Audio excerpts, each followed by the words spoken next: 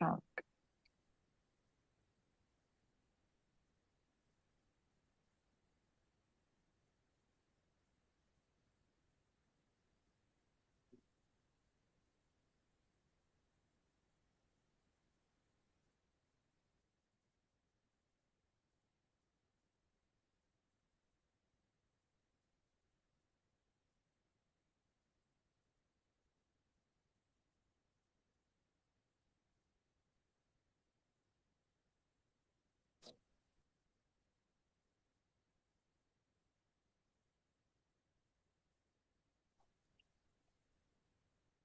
Claro, creo que está silenciada. sí, ya.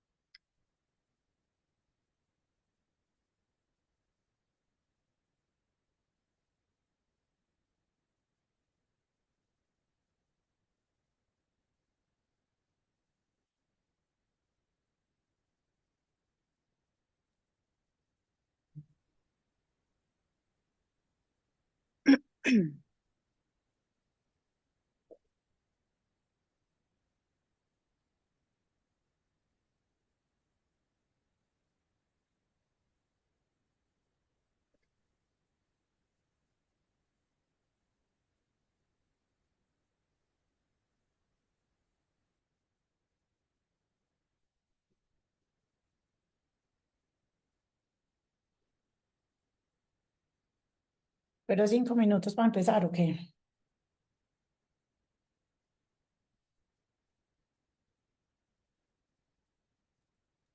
Yo creo que empieza ya, ¿no? Empezamos de una.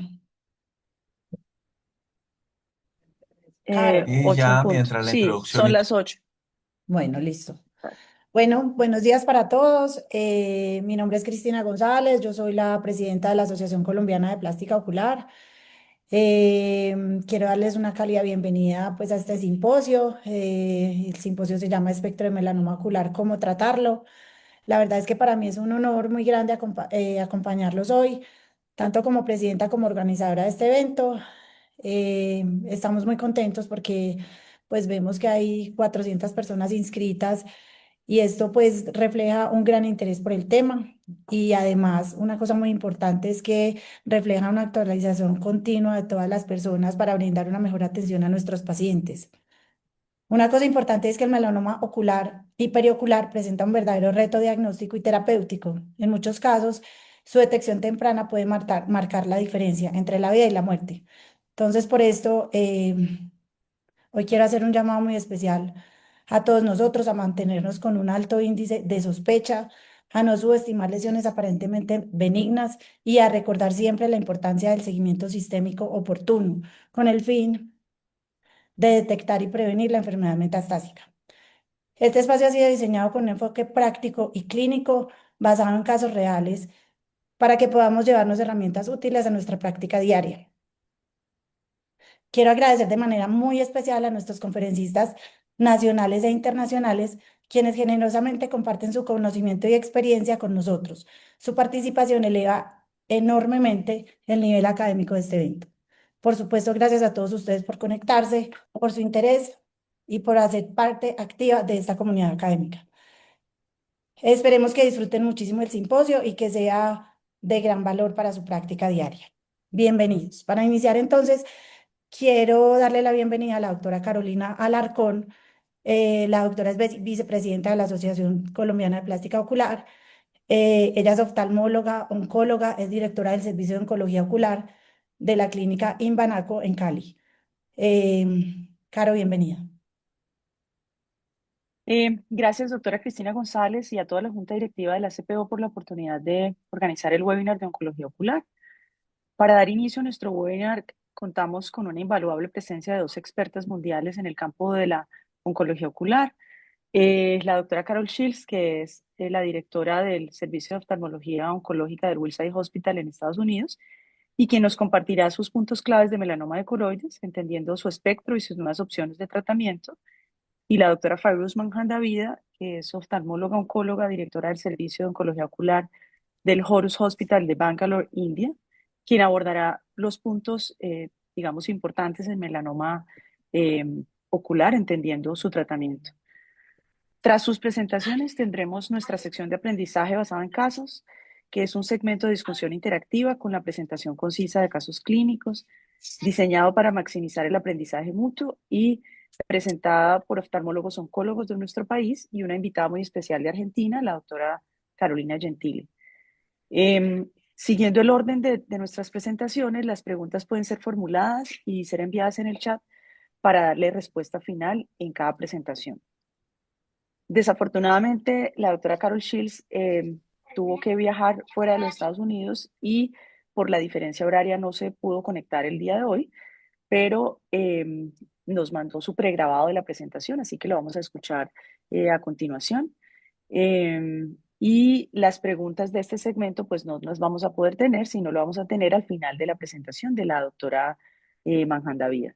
Claudia o Isabel, por favor, empezamos la presentación de Doctor, la doctora Carol por acá, Shields. por Yo. acá tenemos conectada. La A doctora la Carolina. doctora acá. Sí, acaba Ah, de conectarse. Perfecto, pensábamos inicialmente que no se iba a Voy a conectar. empezar entonces la presentación. Yo creo que espérate, si ella está ahí, Cristina, déjame la saludamos para que... Vale. Doctora Carol Shields. Hello, Dr. Alarcon. Hi, doctor, how are you? Good. It's wonderful to see you. And thank you for all that you're doing for your country in the field of ocular oncology. We are Oh, very thank you, proud of you. Thank you, Thank you, Dr. doctor. Carol. And Hi, I see Dr. Carol. Good Farouz. I see evening. Hi, Dr. Carol. How are you? good and lots of friends there. This is wonderful. Yes. Lovely Dr. meeting. Farouz is a leader in the country of India. And I was just reading a note from her this morning. She flew all the way from India to Philadelphia to visit Dr. Jerry Shields' gravesite. She wanted to see where he was buried. It was beautiful. Thank you for having me, Dr. Carol. It was a very precious moment for me. It was, yes. And for us too. To have Farouz in the operating room was amazing. I had to tell the nurses exactly who she was. A big leader. Thank you. Thank you, Dr. Carol. Claudia, Christina, thank you all for Carolina, for putting this symposium on. Thank you to be here. I'm going to start the presentation, okay? Yeah. Hello, everybody. I have no financial disclosures relative to this topic, and my name is Carol Shields. I'm from the Ocular Oncology Service at Wills Eye Hospital in Philadelphia. I want to talk to you about a very important topic, and that is treatment of uveal melanoma when the tumor is small is best. It makes sense for three reasons. The risk for metastasis when a tumor is smaller is fewer. The smaller the tumor, the less the metastatic risk. The risk for genetic alterations is also smaller with less mutations if you have a smaller tumor. And the risk for vision loss is also smaller when you have a thinner tumor because you give less radiation. Let's look at this risk for metastasis. Way back, our guys of ophthalmology, 33 years ago in 1992, Marie Diener West published this article on a review of mortality from choroidal melanoma. She basically found that the 5-year mortality rate was 16% for small melanoma, 32% for medium melanoma, and over 50% for large melanoma. That alone tells us that thinner tumors have less risk for metastatic disease. Then we published in JAMA Ophthalmology 2009, metastasis of uveal melanoma millimeter by millimeter in over 8,000 cases. And we found, and we published this in table number 5, the Kaplan-Meier estimates of survival in these patients at 10 years. And we found that those who had small melanoma, 0 to 3 millimeters in thickness, only had a 10% risk for metastatic disease at 10 years. Medium melanoma, 3 to 8 millimeters, had a 25% risk. And large melanoma, greater than 8 millimeters in thickness, had 50% risk for metastatic disease by 10 years. Hence, we concluded that thinner tumors have less risk for metastasis. But we also looked at other things in this analysis. We found that every millimeter increase in thickness of uveal melanoma adds a 5% risk for metastatic disease at 10 years. So if you have a 2 millimeter thick melanoma, 2 times 5, you have a 10% risk for mets at 10 years.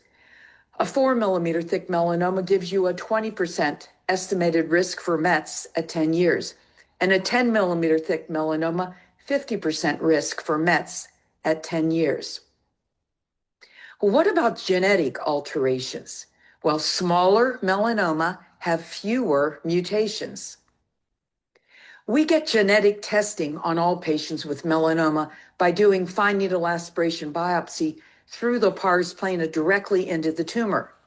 And we send it for genetic analysis, either DNA or RNA.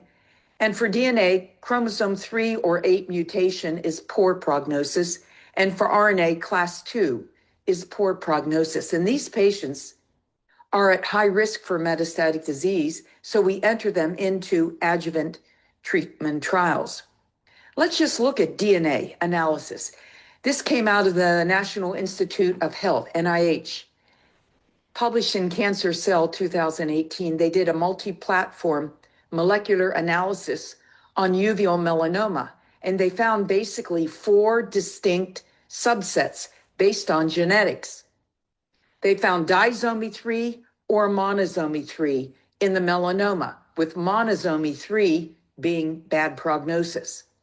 But they further subclassified these, and those with disomy 3, they classified into group A, which had no mutation in chromosome 3 or 8, group B, which had only mutation in chromosome 8, group C, which had mutation in chromosome 3 and 8, and group D, that had mutation in chromosome 3 and multiple mutations in chromosome 8. And as you go from A to D, you have increasing risk for metastatic disease. Now, we took that data, groups A, B, C, and D, and we applied it to 1,001 cases that we had with genetic testing. This is called the Cancer Genome Atlas, or TCGA, the Cancer Genome Atlas. And what did we find? We found that group A and B have relatively good prognosis. The blue columns indicate the 10-year risk for metastasis. Group A only has 6% risk. Group B only 20% risk. But look what happens with group C and D, poor prognosis.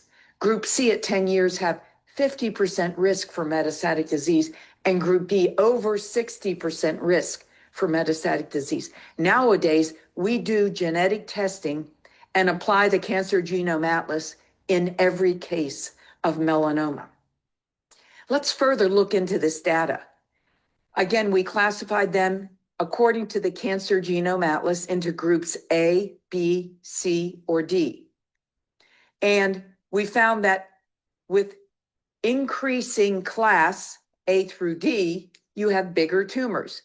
Group A, the mean diameter was 10.5 millimeters, whereas group D, it was 15.3 millimeters.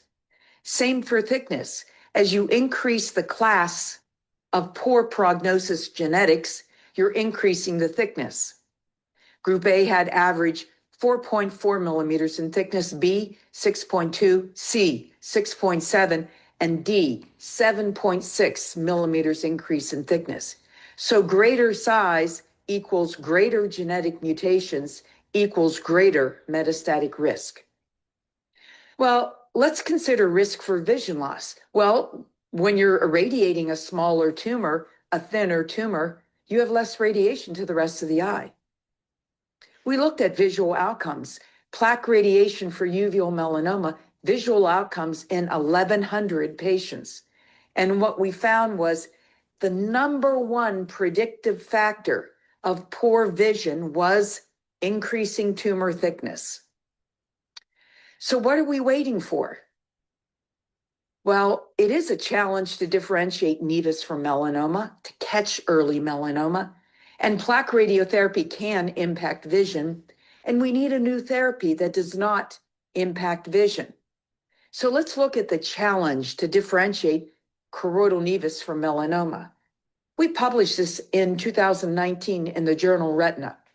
Choroidal nevus imaging features in over 3,000 cases to determine the risk of transformation into melanoma. And basically, we found if you use imaging, there are 6 risk factors that are important. We remember them with the mnemonic as listed on the top: to find small ocular melanoma doing imaging. I remember that, I recite that every day, and I write it on every chart. They stand for the letters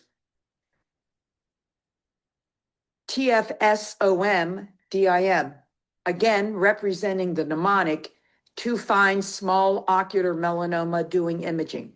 If you remember one slide of this talk, remember this slide, take a picture, and at the end, when I open up all the findings on the slide, take a picture with your iPhone. But the T stands for thickness over 2 millimeters, F for fluid, subretinal fluid, S for symptoms of vision loss, O for orange pigment on autofluorescence, M for hollowness on ultrasound, and DIM for diameter greater than 5 millimeters. And all of these risk factors are garnered or acquired by doing imaging.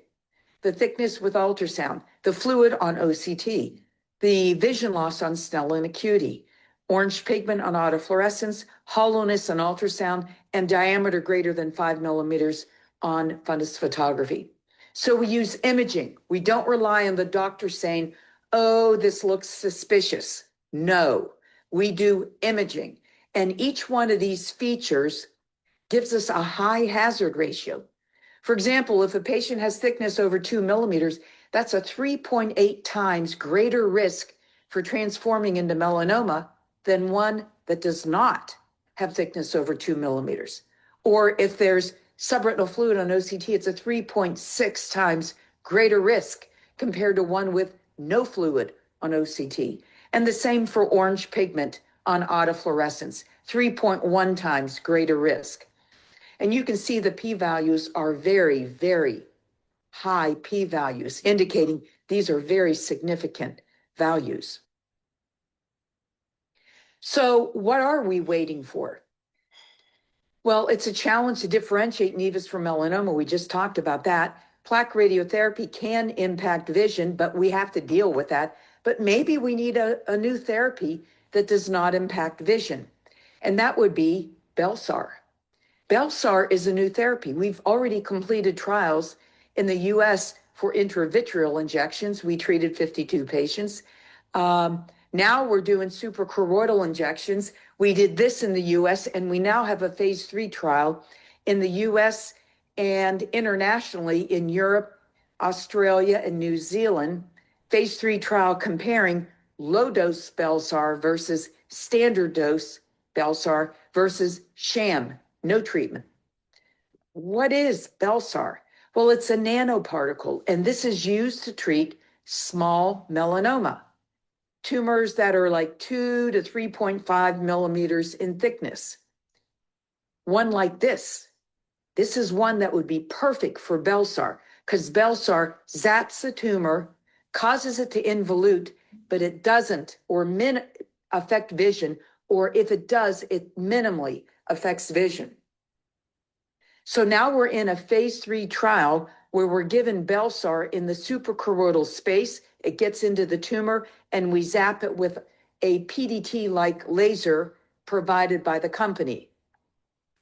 Now, this is to eradicate small uveal melanoma, which is why you should be detecting small melanoma and sending your patients with small melanoma to centers of excellence that treat choroidal melanoma, because they will have access to Belsar, or if they don't, they can send to us and we would treat the patient with Belsar. This is to eradicate small melanoma. It can induce long-term immune surveillance, and it minimizes the impact on vision. So this phase 3 trial is called the COMPASS trial. Again, it's for documented enlarging choroidal melanoma that are tiny, 2.5 millimeters in thickness or less. We want to control uveal melanoma when it's small, protect visual acuity, induce long-term immune surveillance, and zap it when it's small so their risk for metastatic disease is low. We're actively enrolling now, and send the patients to your local ocular oncologist when the tumor is small so they can make the decision.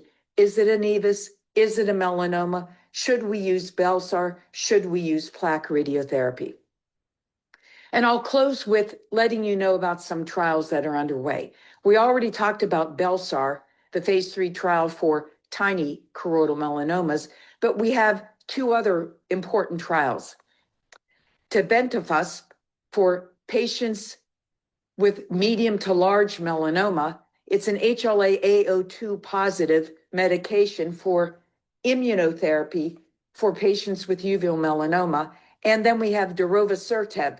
It's a chemotherapy, easy to take. It's a pill twice a day. And we're now giving this as neoadjuvant. Neoadjuvant means you give it before you even treat the melanoma in the eye. It shrinks the tumor down, but ultimately our hope is it prevents metastatic disease or reduces metastatic disease. And we're also giving it as an adjuvant so that once we treat the tumor, we keep the patient on these medications so that it reduces the risk for metastatic disease. I'll just speak about darovasertib. This is a novel, potent PKC inhibitor. It works right there in the pathway to the development of melanoma. It blocks PKC.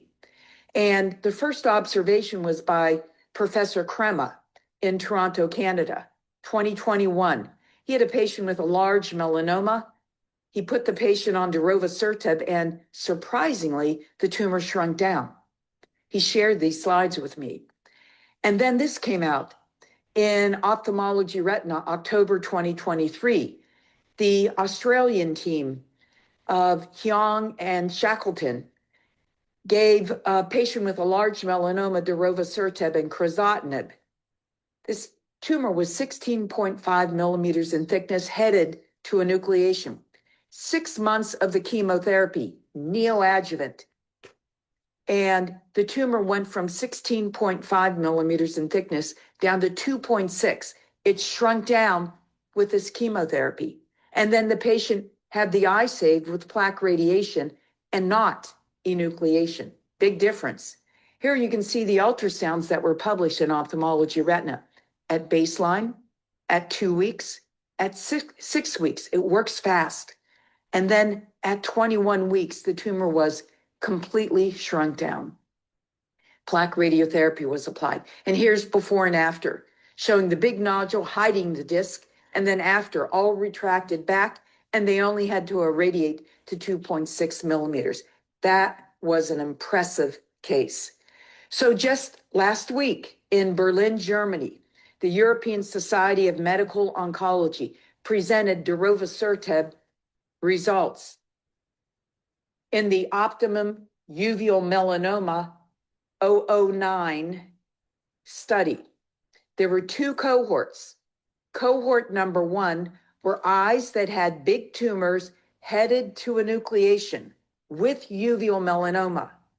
And they found with darovasertib, 6 months, they got reduction in 84% of cases, and they got reduction 20% or more in 50% of cases, which is really good.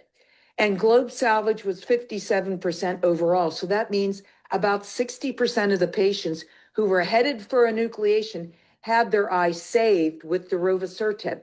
That's good. But what's even better is if they had 20% or greater reduction, 95% of them had their globe salvaged. We're on to something brand new. And then cohort 2 were those eyes that were going to be treated with plaque radiotherapy. It was 38 eyes. And they found reduction in 82%, but 20% or more in over 60% of patients. And when this reduced in thickness, they were able to recalculate the plaque. So the dose to the fovea and the optic disc was reduced.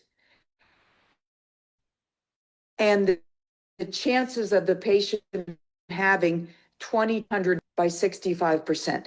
So I think darovasertib and tebentafusp will have a role in the early management of melanoma. What we don't know yet is, will they have a role in prevention of metastatic disease? Give me another year or two and we'll have that information for you. But here's one patient who was in the plaque radiotherapy cohort, 6.2 millimeters in thickness, and after darovasertib, it shrunk to 2.8 millimeters in thickness, and they could put on a thinner plaque with less dose to the fovea. Big difference. So treatment of uveal melanoma, when the tumor is small, is best. Get those small tumors into your melanoma oncologist, your ocular oncologist nearby you, because it makes sense for 3 reasons. The risk for metastasis, smaller is fewer metastasis. Genetic alterations are fewer when you have a small tumor, and vision loss is less when you have a smaller tumor. Most importantly, survival is best with a small tumor. 90% survival with a 2.5 millimeter uveal melanoma is better than 50% survival with a 10 millimeter thick melanoma. Don't wait until the tumor is gigantic. Send the patient when the tumor is small. I'd like to thank you all for your attention, and hopefully together we can all make a difference for all those patients out there with uveal melanoma. With early detection, remember risk factors to find small ocular melanoma, doing imaging to detect melanoma when the tumor is small, when it might even look like a nevus. We've got to improve our detection and treatment to save lives, save eyes, and save vision. Thank you all. Dr. Shields, as always, thank you for your excellent and insightful presentation on the critical importance of early diagnosis of choroidal melanoma and the role of the clinical oncology and new treatment options. So now we have a small space for questions. We're gonna start with the questions right now. Dr. Carroll, considering the goal of early detection, what are the most critical signs of risk or risk factors that general ophthalmologists should prioritize when evaluating small choroidal lesions to differentiate from benign nevus? Yes, that's a really good question. And I know I had mentioned the 6 risk factors, and it's hard to remember all of them. But if you can remember 3 things, TFO, thickness over 2 millimeters, fluid on OCT, orange pigment on autofluorescence. Those 3 are the most important risk factors: thickness, fluid, orange pigment. If you have a patient with any one of those 3, you should send that patient to the ocular oncologist. I think the days of waiting for growth are over. I don't think we need to wait for growth anymore. I think using risk factors, we can identify who's going to grow so that we can cure the cancer before it even has a chance to grow. So Dr. Alarcon, I appreciate all your contributions, to the field of ocular oncology. And I think, I know you practice ocular oncology, and you're probably really busy, but if a patient has one of these 3 risk factors, it would be your decision to intervene. Yeah, okay, thanks. Given the fundamental role of the clinical oncology in the integral management of choroidal melanoma, what is the latest recommend systemic screening protocol for patients who are at high risk of metastasis? Yes, so if a patient has the cancer genome atlas group C or D, we won't wait for metastasis because they have a 50% risk for metastatic disease or greater. So we will put them on a protocol that might reduce their risk. We had a protocol sunitinib. We now have a protocol with tebentafusp. The sunitinib trial has been published, and it showed that patients at high risk who have chromosome 3 monosomy, if they receive sunitinib, we can reduce their risk for metastatic disease, especially if they're younger, under the age of 60. Now we're looking into tebentafusp because tebentafusp is the immunotherapy that I talked about, and we would use it as an adjuvant in high-risk people. Now, your question is, how do you monitor these people? We would recommend that you get blood test for liver functions twice a year, liver imaging once or twice a year. But now we're into this phase where we're doing circulating tumor cells. So we can actually sample the blood and find circulating tumor cells. So this is something your medical oncology people will say, wow, that's impossible to do that with uveal melanoma, but it's getting to the point that we can do it. It's kind of like the cell-free DNA for retinoblastoma. We're able to evaluate for blood circulating tumor cells, not yet able for cell-free DNA too much. And there's a lot of these genetic markers that we can aspirate in the blood for earlier detection. But yeah. The last question we have is, what is the efficacy and overall survival impact of tebentafusp in patients with HLA-A*02:01 positive metastatic uveal melanoma compared with conventional systemic therapies? Yeah, that's a very good question. Dr.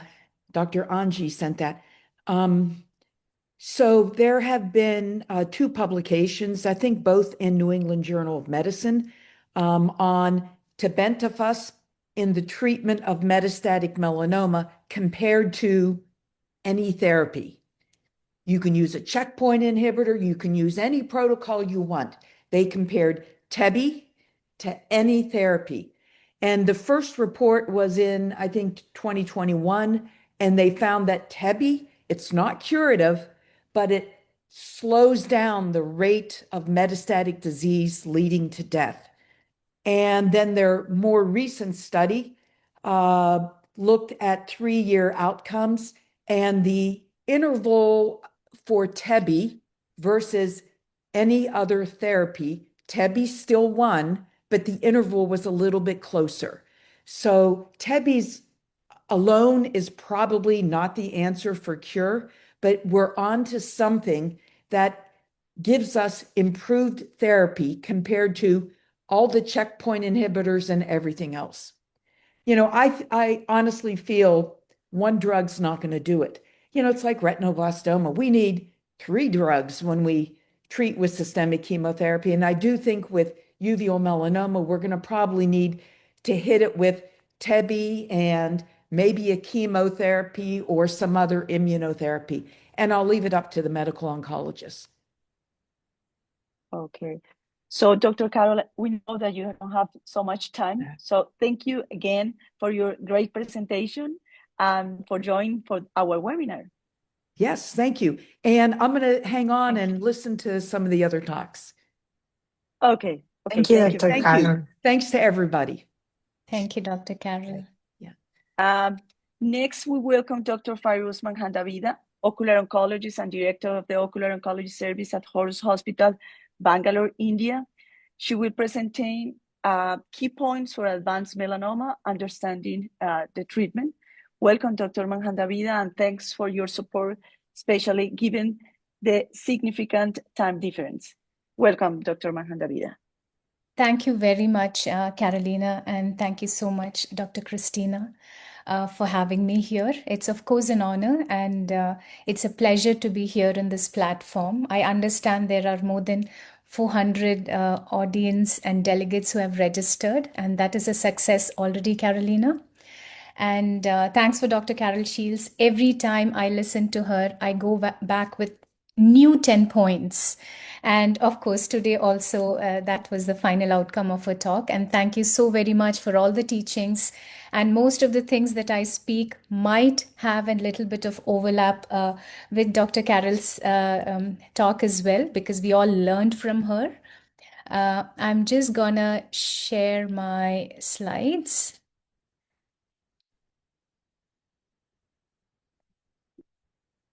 All right. Yeah. So, Dr. Carolina wanted me to speak on advanced ocular melanoma, and probably that suits my way of practice because I come from India. I come from a low-income country where the awareness of tumors and cancers are much, much less. And we do see a lot of advanced ocular melanoma. And when compared to the West, compared to Caucasians, I have to, say that we don't see as much as, ocular melanoma that is seen in the West. The incidence of melanoma in India is much lower than what you have in the West. But well, we have the challenge of witnessing more of advanced tumors in our part of the world. I have no financial disclosure. I do have a disclaimer here before I start this presentation. We have seen there has been a lot of, paradigm shift and evolution in melanoma as far as, molecular biology is concerned and genetic testing is concerned. All these advances have still not infiltrated into our region because of the financial challenges that we have. So I have to have a disclaimer here that most of the patients that we have, one, for the financial reasons, they don't go for genetic testing. Second, most of the time when we counsel them that, we are going to prognosticate whether there is going to be metastasis, how the life is going to be, most of them shy away. Even they don't give consent to do the genetic testing. So that is something that we lack in this part of the world, and I'm not sure how it is in Colombia and other part of South America. So we all know that melanoma can arise from different parts of the eye, and I would say 5% would be ocular adnexial, and more than 80% would be from the uveal component. I'm going to concentrate a little bit more on uveal melanoma today, and we will keep it very case based because there are so many things to learn from each case. So this is a 52-year-old gentleman with a melanotic patch in the right eye and loss of vision. In fact, very honest, this patient was referred to me by a general ophthalmologist suspecting a conjunctival melanoma. So you can see there is diffuse, melanotic patch, pigmentation of the superior bulbar conjunctiva, the inferior bulbar conjunctiva. There is pigmentation of the caruncle and the medial bulbar conjunctiva. But when you see the superior bulbar conjunctiva, it is more of a scleral pigmentation than a conjunctival pigmentation. So I was not too convinced about the fact that patient is having a full-fledged conjunctival melanoma, and there is some amount of racial complexion associated melanosis also being here. So in fact, the referring general ophthalmologist did not check the fundus. So what we saw was this patient had in fact an intraocular melanoma. In a case of nevus of aorta, it was a choroidal melanoma. This patient underwent enucleation with implant. PET scan was done and there was no genetic testing done. So this was a case where initially a general ophthalmologist had a suspicion that it was a conjunctival melanoma, and after dilatation we found that it was a choroidal melanoma in the case of nevus of aorta, and that was enucleated. In fact, if this patient initially had been screened in the presence of nevus of Ota as a young individual regularly for ocular melanocytosis, and this evolving into a melanoma, this kind of an advanced situation could have been prevented. So I think we need a lot of awareness of the fact that few rare conditions like nevus of Ota, patients of nevus of Ota should have regular screening to avoid intraocular melanoma. This is a very interesting case. So basically, this is a 55-year-old lady who presented with blurry vision. In fact, she had astigmatism in refraction, and the best corrected visual acuity in a left eye was 6/12. So what you see here is pigmentation. That's the medial, this is 9 clock hours in the 6 clock hours. And what you see here in the iris, there is lots of powdery deposits in the iris. Well, more to it, what was causing the astigmatism was this large lesion which was sitting in the ciliary body and pushing the lens forward and causing a blurry vision. She had the optic nerve was fantastic, and she had a very good healthy fovea. Now, you look at the vision of this patient, the clinical picture, and you look at the patient who was highly apprehensive. And then in one of the clinics, she was in fact diagnosed to have cataract surgery and she was advised cataract. But then she landed up with an ocular oncologist where now she has been diagnosed by a cancer. Now, in this moment, the question is not longer what is the tumor. We know there is a tumor here. I'm going to take you through more in this story. The real question is, what should I do at this point of time? All right. Now, well, because of these, pigmented, darkly pigmented deposits in the iris and extraocular extension. So whenever there is an extraocular extension, of course, with the tumor sitting inside, I'm scared whether there is a tumor which is extending outside the confines of the eyeballs, whether it's involving the entire iris. I was also thinking whether because of this diffuse pigmented, could it be a melanocytoma as well, or a melanoma arising from a melanocytoma. So the thickness of the tumor was 5.5 millimeters in thickness, where if it was a choroidal melanoma, it's definitely a salvageable eye. So what we went ahead doing was to prove that it is a melanoma, and a biopsy was done from the 6 clock hours before the plaque brachytherapy, and it was confirmed to be a melanoma. Now the question is, possibly it's a ring melanoma, or possibly there is a melanocytoma associated with it as well. The question that arises at this point of time in this situation where you're also suspecting an extraocular extension is whether I would enucleate the eye with a best corrected visual acuity of 6/12, or whether I would retain the eye. And this was discussed with the family in detail, and the patient was definitely not willing for enucleation and wanted to go ahead saving the eyes. The PET scan was done, and there was no systemic metastasis. So the diagnosis was a ciliary body melanoma with extraocular extension and iris seeding. So what I went ahead doing was applying a plaque brachytherapy, a ruthenium plaque, at the biopsy site for the ciliary body inferiorly. And in another sitting, I went and did a plaque brachytherapy for the iris and the tumor, which was, the 9 o'clock extraocular extension. So this is 3 months post ruthenium plaque brachytherapy. The best corrected visual acuity was 6/9.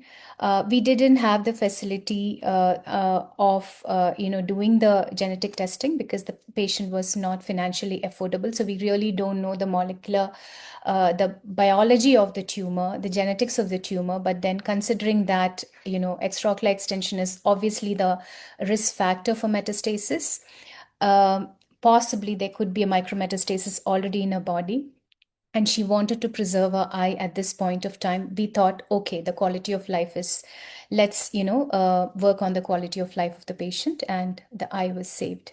Now this is 24 months post ruthenium plaque brachytherapy. She has developed a cataract, and this is how absolutely clear the conjunctiva is. The extraocular extension is taken care, the iris is taken care, and now she's awaiting for the cataract surgery where she has developed. Another case of a gentleman, an older gentleman who has absolutely, complete loss of vision in this eye. As you can see here, there is a feeder vessel in the medial bulbar conjunctiva over here at 2 o'clock position. And he had a large tumor with an extraocular extension. So there was no vision in this eye, and obviously we went ahead doing an enucleation in this patient.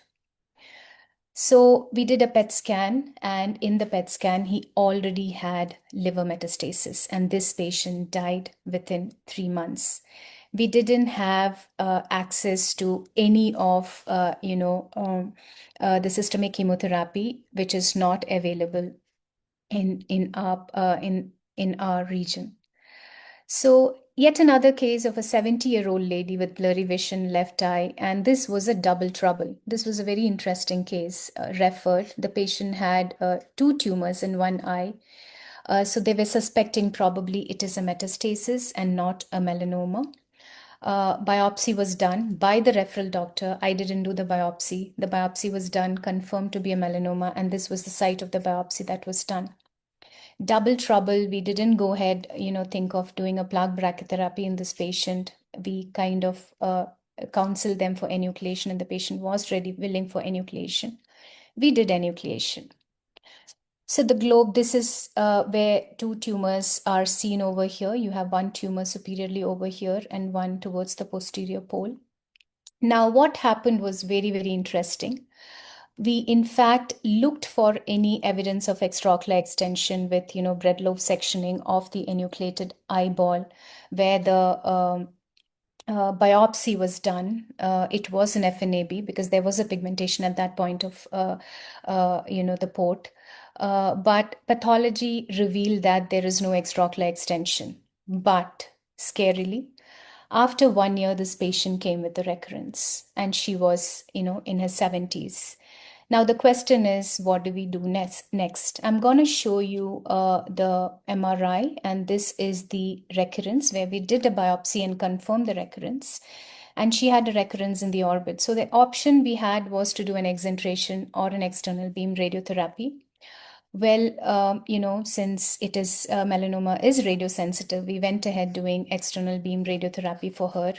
And this is how the tumor regressed, and she's still alive. There is no metastasis at her last 4 years of follow-up, and she's doing fine. So coming to advanced tumors, in fact, there are diagnostic dilemmas that we have. If we have access to molecular markers, it's much easier.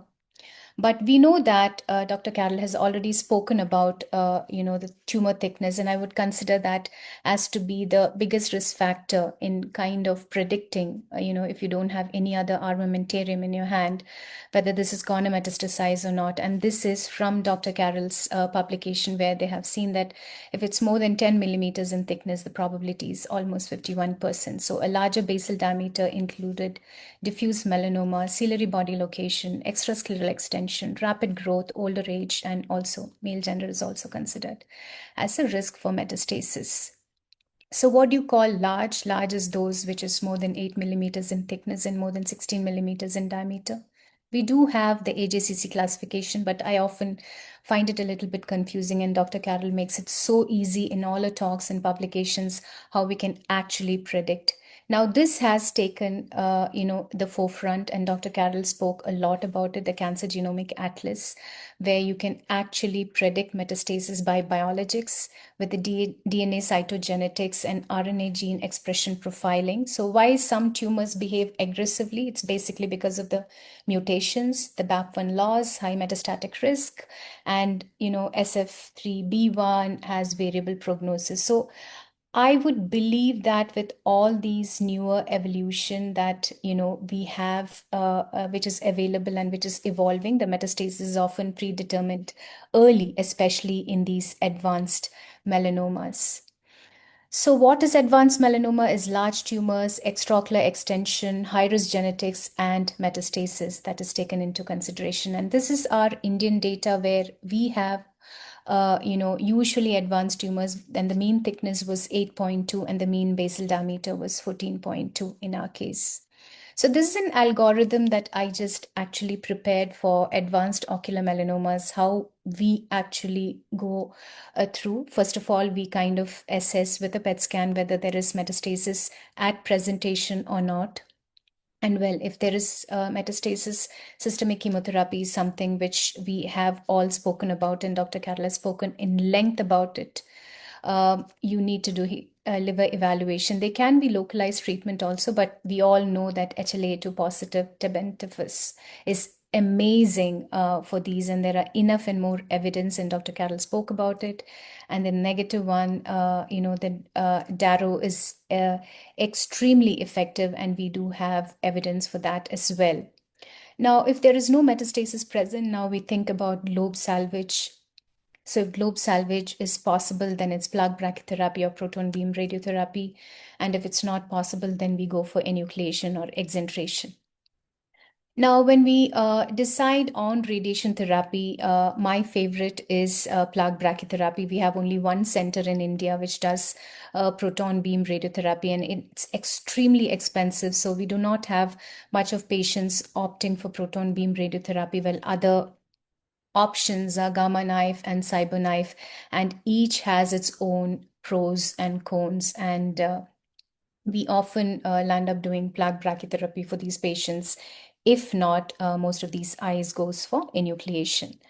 Now, again, we heard Dr. Carroll talking a lot about Darrow, where it also is used currently as a neoadjuvant therapy, where you can actually shrink the tumor, save more eyes, even in advanced intraocular tumors, and as well as, of course, metastatic disease.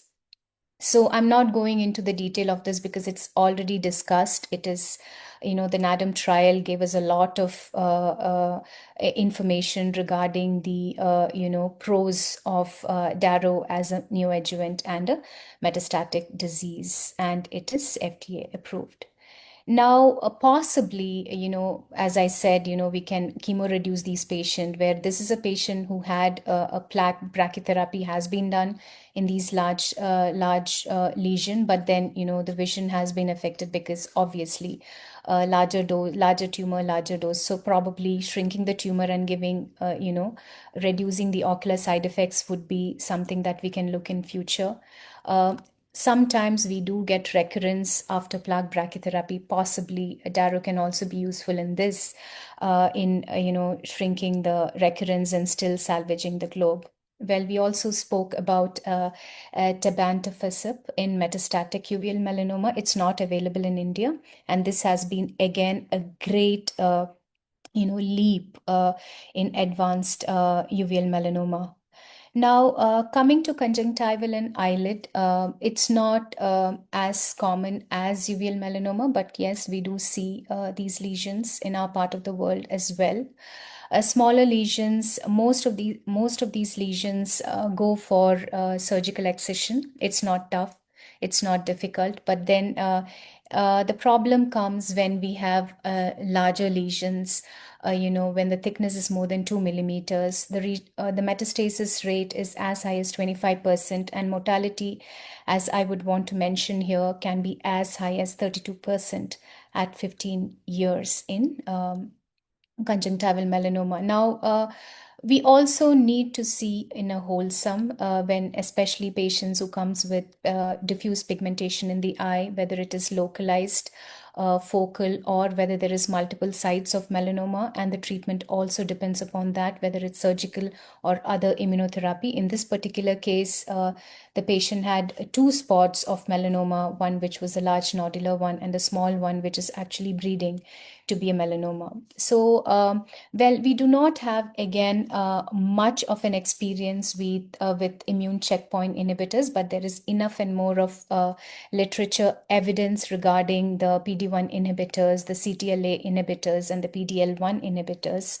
in conjunctival melanoma. So this is from a literature which has been published, where nivolumab 12 cycles has completely regressed this diffuse conjunctival melanoma involving the superior bulbar conjunctiva, the fornix, the tarsus, and the inferior fornical conjunctiva. So these are very promising results with, again, other immune checkpoint inhibitors, which I kind of found in the literature over here, where large melanomas, super large melanomas with ipilimumab and nivolumab combination treatment also is quite advantageous. This is after 6 cycles, and even orbital extension of these melanomas can be treated. So there is enough and more of published literature.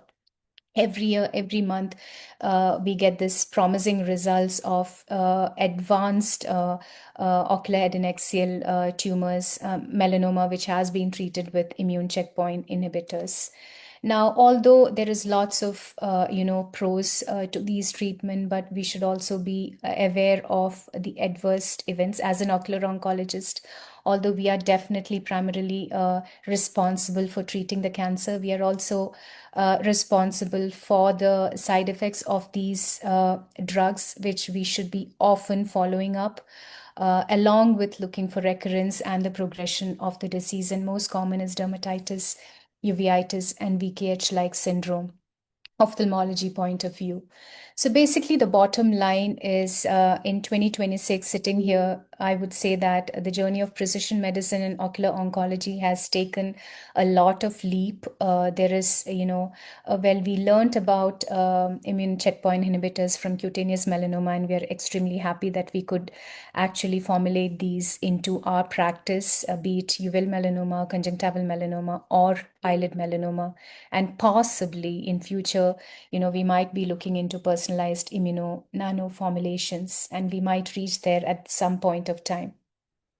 So basically, the take-home message that I would like to give here is decisions define outcomes. Not all eyes should be enucleated, not all tumors behave the same, or not all treatments change survival, whether you enucleate or whether you conserve. Salió doble, pero no Treat doble. wisely, Las dos decide primeras earlier, lastimadas think beyond salieron the doble. eye, and of course, quality of life and affordability and accessibility Y ya la voy a also tirar. plays a major factor.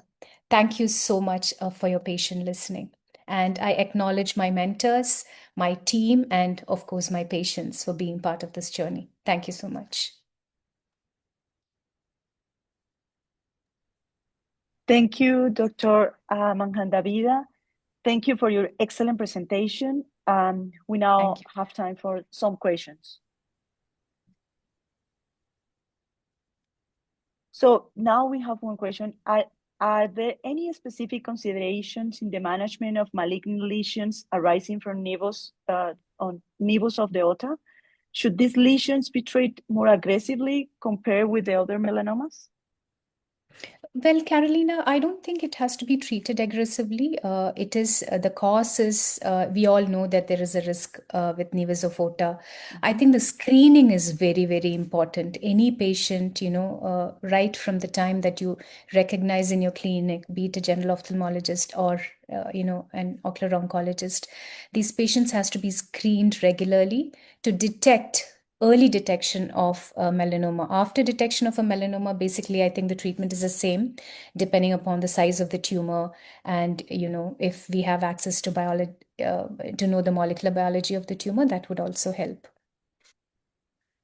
How frequently do ciliary body melanocytomas present as a large mass associated with cataract, iris changes, and melanoma, like the ultrasonographic appearance? A melanocytoma? How Very, frequently? very rarely, but most of the melanocytomas, I mean, it's not too frequent. They have this very dark pigmentation, like very dark pigmentation, which is all scattered everywhere. It could be pigmentation in the angle on gonioscopy over the iris. It's not too common, but yes, we do see, and especially we see this in younger individuals rather than older patients. Okay. And how many plaques do you think is feasible to place before enucleation in cases with recurrence? For example, how many plaques do you think is possible to put?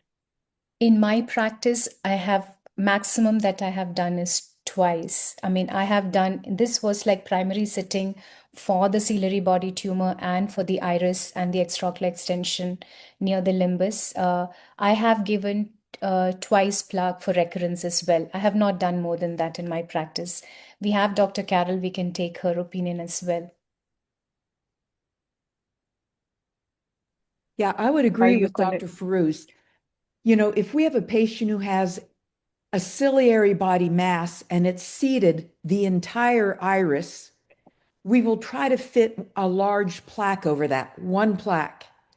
But if it's too big for our largest plaque, the 22 millimeter plaque, we might do two plaques, one to irradiate the ciliary body tumor and one over the cornea, if a patient's really motivated to save the eye.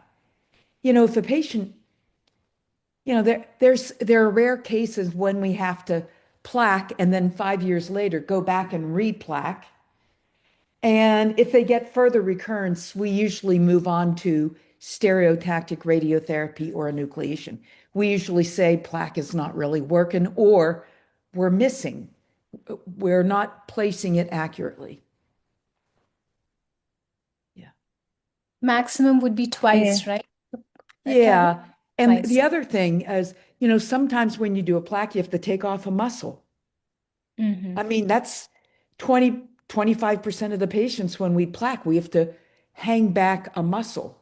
Well, we will do two muscles, but never more than two, because you're going to get ischemia. And normally it's just one muscle. Sometimes it's a lateral rectus and it's an inferior oblique muscle. We never reattach the inferior oblique. We just cut it off from the sclera and let it fly. But all the rectus muscles, we always hang them back because we want to bring them back up. And believe it or not, the inferior oblique muscle reattaches, even though you don't hang it back. Do you perform systemic screening of all large tumors before enucleation? Systemic screening in the sense for systemic metastasis? Yeah. Yes, 100%. We do PET scan. So initially when PET scan was introduced in India, it was a bit expensive, but it's no more expensive now. So it is mandatory. We do screening for all the patient for systemic metastasis. But before the enucleations, Yeah, yes. before the Yes. enucleation, before the Yes. treatment? Yes. Once it's clinically diagnosed. We have one question here. What is the prevalence of HLA-A2 positive in patients from India? Because in the court in Colombia, most of the patients we have HLA-2 negative. What is your Right. I have not frequency? looked into it, Carolina. We don't have the data at this point. I don't have the No, data. es que este es reponerle unos tapones ahí por lo menos. Okay. I Unos can make a tornillos. comment on that. In the US, it's been stated that 40% are HLA-A02 positive in the US, but during ISOO in Goa, that Dr. Farouz was in charge of, Sapna Patel got up and said in the US, HLA-A02 positivity is less than 40%. I think she said it was like 28% or 30%. So one out of 3 patients is positive. 2 out of 3 is not. So if they're positive, they can have TEBI or Daro. If they're negative, they have to go to Daro. Yeah. Okay. And in South America, Carolina, do you have the accessibility? Every patient undergoes a molecular profiling? Right now, for HLA, yeah, we can take. Okay. Most of the cases we can do the molecular. For in Colombia or in Cali specifically, it's not possible to take. It's out of the system, so the patient has to pay for that, and it's expensive, and it's not possible. Right. I think we are in the same boat. Yeah. From Dr. Angela Dolmich, she asked, are the Spitz-Nevi in children a cause of concern for melanoma? How often do you see this in Spitz-Nevi? Dr. Carol, do you want to take that question? So this is a real We often- dermatology question. Yeah, we often talk about. Spitz-Nevis can look like melanoma, and it tends to occur in the skin. And generally, the diagnosis is made under the microscope. And they're not really associated with uveal nevi or uveal melanoma. So they're not a concern for uveal melanoma. But what you were talking about earlier with melanocytosis, you definitely have to monitor those people Yes. for uveal melanoma, orbital melanoma, brain melanoma. Once every 5 years, we get an MRI on them. Can we add esophageal melanoma also along with that? Esophage, where's that? So, who have nevus of Ota, that's also mentioned. So when you have nevus of Oda, you get Yeah. pigmentation on the skin. That doesn't develop melanoma. On the sclera, you don't get melanoma there. In the uvea, yes, you get melanoma. In the orbit and the arachnoid, yes, you can get melanoma. You can get it on the palate of your mouth and on the tympanic membrane in your ear. Yeah, right. I don't think you get melanoma in either of those places, but I would have to ask ENT. What do you consider the most important signs after cyberknife surgery, and when will you consider repeat the radiosurgery if you use? But I know you don't use frequently radiosurgery, right? No, I don't use gamma knife. Yeah. Some centers I know up at Tufts University in Boston, they use Gamma Knife. And there are some centers in Europe that use Gamma Knife, and they get very good results. So if you're someone who is really good at Gamma Knife, then it might be an alternative. Yeah, we use in our clinic, we use gamma knife because we don't have plaque. And most of the cases, they have a very good response. But we just use just one time, no more than one time. It's like the plaque. Yeah. Yeah, is what we use. Do you perform any additional treatment after brachytherapy surgery? Oh, yes. We have to speak about anti-VEGF injections, and Dr. Carroll is doing a lot of studies on that. We have a protocol for giving anti-VEGF injection, in all patients, whether it's retinoblastoma or choroidal melanoma who receives plaque brachytherapy. Dr. Carroll, do you want to add? I agree with Dr. Farouz. So after we do radiotherapy, we have a protocol whereby we give anti-VEGF, the cheapest one. I have a dog barking in the back, so if that's bothering anyone. But we use Avastin Q4 months for 2 years. Why? Because the peak time, if you don't give Avastin, the peak time to see radiation maculopathy is 1 year, and the peak time to see radiation papillopathy is 1.5 years. So we give our Avastin Q4 months for 2 years, plus we put in a mini sector PRP in the bed of radiation.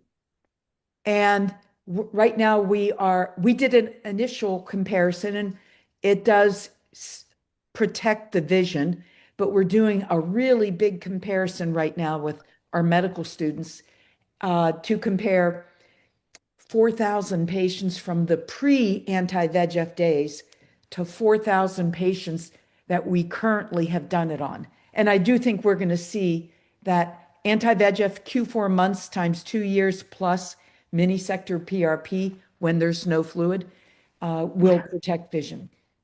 Right. So, for the benefit of the audience, it's just not when you start seeing radiation maculopathy or retinopathy that anti-VEGF is given. It is given as a prophylactic measure in all patients. One of the things that I just, learned this time when I visited Wills in January, a very simple procedure, but it really helps in postoperative recovery, was giving an injection of triamcinolone acetonide injection after placement of the plaque, because the inflammation associated with that is really less. So I was not doing that before. I learned it this January when I went there, and I've started doing it. During the placement of the plaque, Dr. Carol gives TA. Yeah. Yeah.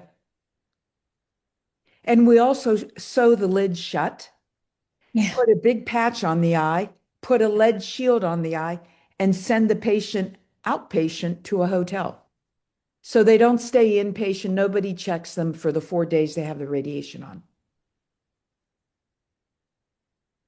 Okay, there is no more questions for this section. We are gonna have some small break for 15 minutes. Thank you, Dr. Carol, for to stay here. I know it's different time. Dr. Fairuz, thank you very much, and we can see in 15 minutes for the presentation cases. Okay, we are having a Thank you. break. Great. Okay, Thank you. thank Thank you. you so Thank you. much. Thank you very much. Ofta va a hablar Ofta nos va a hacer una intervención de 5 minutos. Perfect. Muy buenos días a todos. Muchísimas gracias por invitarnos a acompañarlos en formar parte de este espacio. Qué bueno tener la oportunidad en poder acompañarles en estos temas de actualización médica sobre melanoma ocular para Laboratorio OFTA. Es un gusto estarles acompañando en sus consultorios, poderles llevar los productos. Actualmente hacemos presencia no solamente en Colombia, también estamos presentes en Chile, Guatemala, El Salvador, Perú, República Dominicana, y próximamente también los estaremos acompañando desde Panamá y Costa Rica. Cada vez tenemos más alternativas de producto, y lo más importante es que sean alternativas que se ajusten a los estándares de cuidado a nivel de la superficie ocular. Cada vez más son las diferentes patologías oftálmicas a las cuales se enfrenta el paciente debido a los estilos de vida actual y a las diferentes situaciones en particular que cada vez van más en aumento a nivel sistémico, y todo eso hace necesario el uso de la medicación oftálmica. Sin embargo, no todas las alternativas cuentan con características muy detalladas que estén controladas, y esto determina la comodidad del paciente y la adherencia al tratamiento, al igual que ese confort y ese cuidado que pueden ofrecer a nivel de la superficie ocular. Es así como en Laboratorio OFTA tenemos un conjunto de características controladas dentro de los productos con el ánimo de proteger la superficie ocular. Sabemos que más del 70% de los medicamentos oftálmicos aún contienen cloruro de benzalconio en lubricantes oculares, productos para alergia, glaucoma, que se utilizan crónicamente y donde el paciente se ve expuesto a este tipo de preservantes amonio cuaternarios que pueden ir deteriorando la superficie ocular, desde procesos inmediatos como la ruptura de la capa de lípidos de la lágrima, como ya procesos mucho más complejos como la inflamación crónica de la superficie ocular, la muerte celular, la muerte de células epiteliales a nivel de córnea, de conjuntiva, y adicionalmente todo lo que son reacciones alérgicas que también se pueden presentar. Entonces, importante evitar al máximo el uso de este tipo de preservantes que pueden deteriorar la superficie ocular. Sin embargo, no solamente es importante hablar de los preservantes, la osmolaridad de los medicamentos oftálmicos también juega un papel crucial en cómo se espera que este medicamento se comporte a nivel de la superficie ocular, y por lo que está reportado en los estudios académicos sabemos que no es un tema controlado. Muchos lubricantes tienen osmolaridades por encima de 348 miliosmoles por litro, productos para glaucoma con 369 miliosmoles por litro, antibióticos con 352 miliosmoles por litro, que no contribuyen a ese cuidado y a ese bienestar de la superficie ocular. Sabemos que las formulaciones levemente hiposmolares no solamente son mejor toleradas, sino que tienen un mejor efecto terapéutico para el paciente. De esta manera, es fundamental contar con una serie de atributos de valor que permitan que esos buenos componentes activos realmente tengan el efecto terapéutico esperado, y así es como lo tenemos controlado en cada uno de nuestros medicamentos que llevamos día a día a sus consultas. Una osmolaridad lagrimal controlada, una buena tensión superficial, una restauración de las propiedades reológicas, menor fricción durante el parpadeo y, muy importante, libres de preservantes agresivos para que realmente ese medicamento pueda convivir con la lágrima de una mejor manera y pueda restaurar ese equilibrio a nivel de la superficie ocular. Varias alternativas que ya ustedes conocen: Frigen PF, nuestra carboximetilcelulosa al 0.5%, que favorece muy bien todo lo que es la lubricación y actúa a nivel electrostático con las glicoproteínas de las mucinas para mejorar esa viscosidad intrínseca de la lágrima y disminuir esas sensaciones de fricción que muchas veces son principal queja del paciente.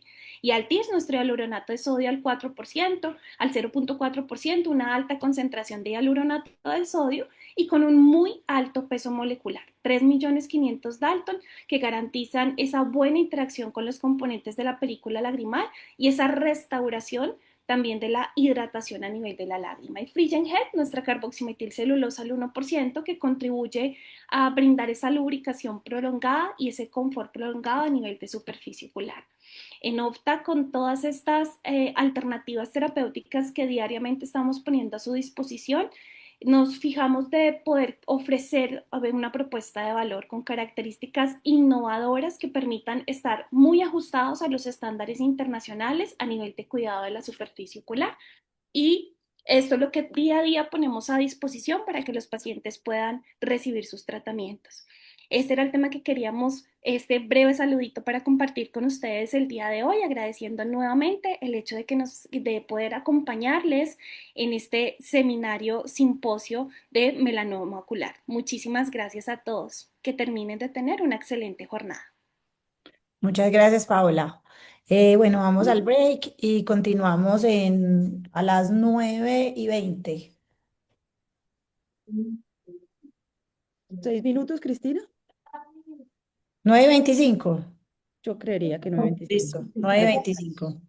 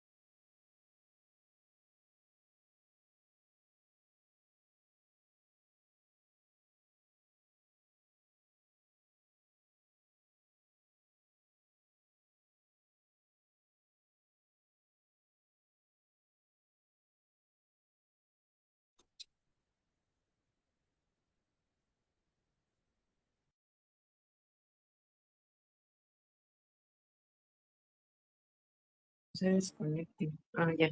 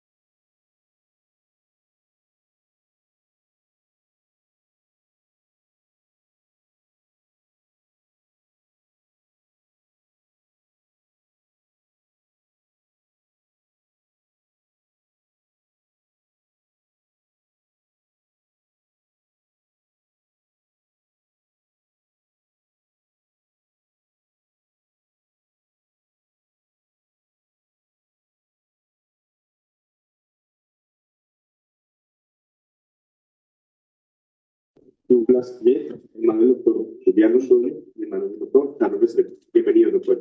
Gracias.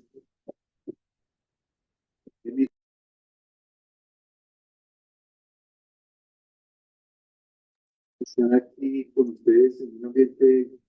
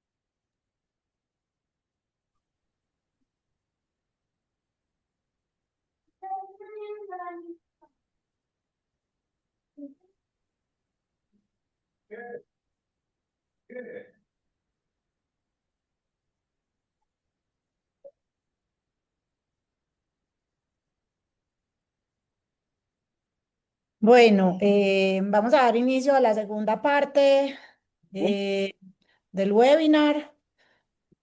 En esta parte vamos a tener la presentación de casos reales y vamos a empezar con la doctora Carolina Larcón. La doctora es la vicepresidenta de la Asociación Colombiana de Plástica Ocular La doctora es oftalmóloga de la Universidad del Valle.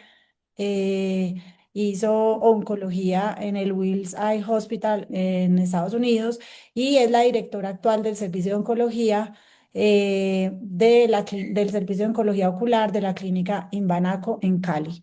Caro, puedes empezar tu presentación.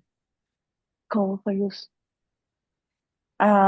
Cristina, muchas gracias por la invitación y por la oportunidad de presentar eh, estos casos. Vamos a hablar de pistas ocultas en melanoma de tejido dural, específicamente melanoma de cuerpo ciliar, siguiendo las presentaciones de nuestras expositoras anteriores.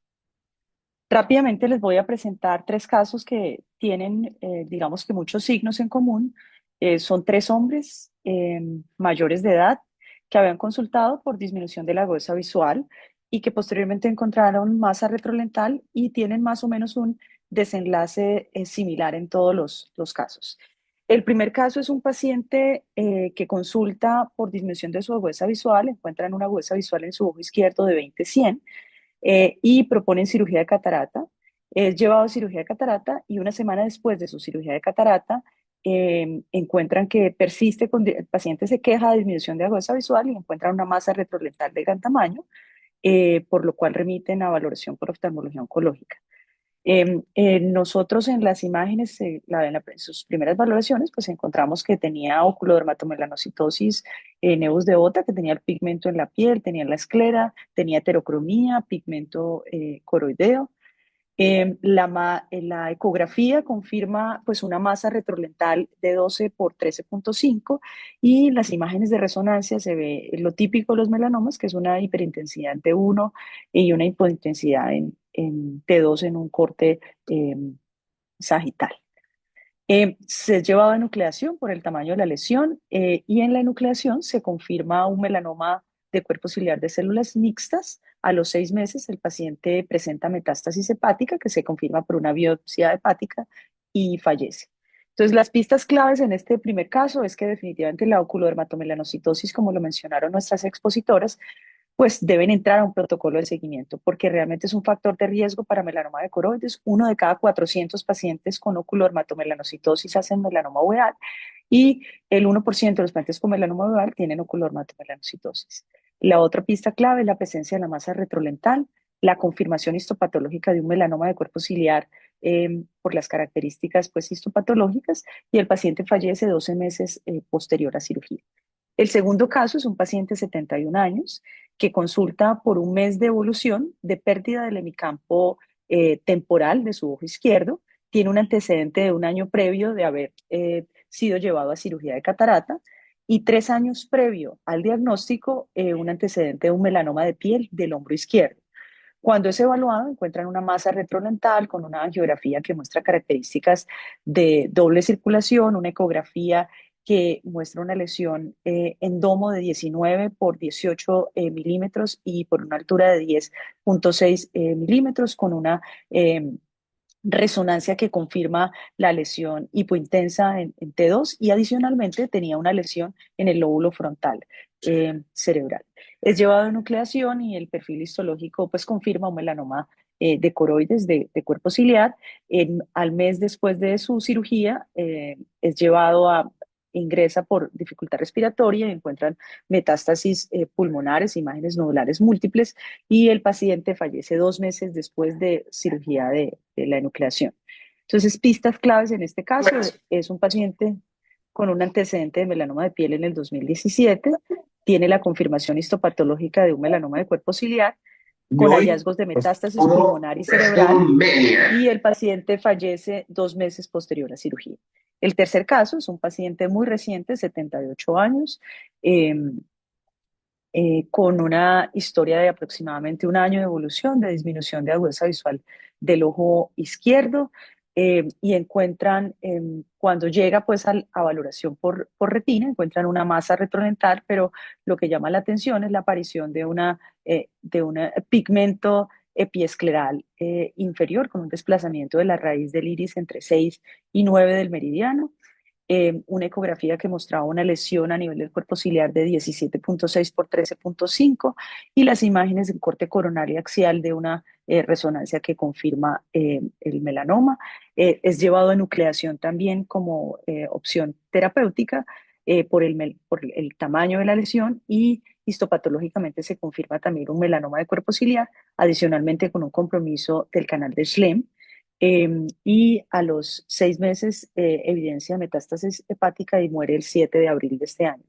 Entonces, en el caso número 3, es un paciente que hay evidencia de vasocentinela, que es una de las características en los melanomas de cuerpo ciliar, con compromiso extraescleral, que es un factor de riesgo de mal pronóstico para metástasis y para mortalidad.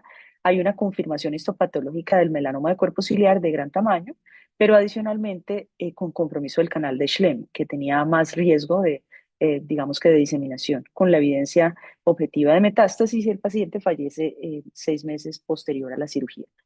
En conclusión, las pistas ocultas en melanoma de cuerpo ciliar son muy importantes porque los melanomas de cuerpo ciliar, que es un tipo de melanoma uveal, son solamente el 6% de los melanomas uveales y tienen un riesgo de metástasis 2 a 4 veces mayor que el melanoma uveal. Por eso es tan importante tener en cuenta esas características. En general, el diagnóstico de los melanomas de cuerpo ciliar son tardíos porque son asintomáticos y cuando se detectan son tumores que ya tienen gran tamaño. Hay signos de sospecha importantes como el vaso centinela, que es la dilatación de los vasos epiesclerares dirigidos a la lesión, la presencia de la masa retrolental. Aunque uno debe mencionar el pronóstico genético, desafortunadamente nosotros en los pacientes nuestros no podemos hacer estos estudios genéticos, pero está determinado, como nos lo mencionaron anteriormente, que la monosomía 3 o de la elección del cromosoma 3 pues es clave y genera un factor de riesgo pues importante para metástasis. El tratamiento definitivamente en la mayoría de los melanomas de cuerpo ciliar que son de gran tamaño, pues la enucleación es la opción más adecuada para este tipo de tumores y resaltar los neus de OTA, porque el neus de OTA sí requiere de entrar a un protocolo de seguimiento de por vida para con el fin de poder detectar de forma temprana la posibilidad de un melanoma por el riesgo que tiene de 1 de cada 400 pacientes que puedan desarrollar un melanoma uveal. Gracias. Muchas gracias, doctora Carolina. Vamos a continuar entonces con el doctor Luis Alberto Ruiz Robles. El doctor es oftalmólogo de la Universidad Militar de Nueva Granada. Hizo oncología en la Universidad Pontificia Javeriana, oculoplástica en la Universidad Militar Nueva Granada y labora actualmente en el Hospital San Ignacio en la Clínica Barraquer. Eh,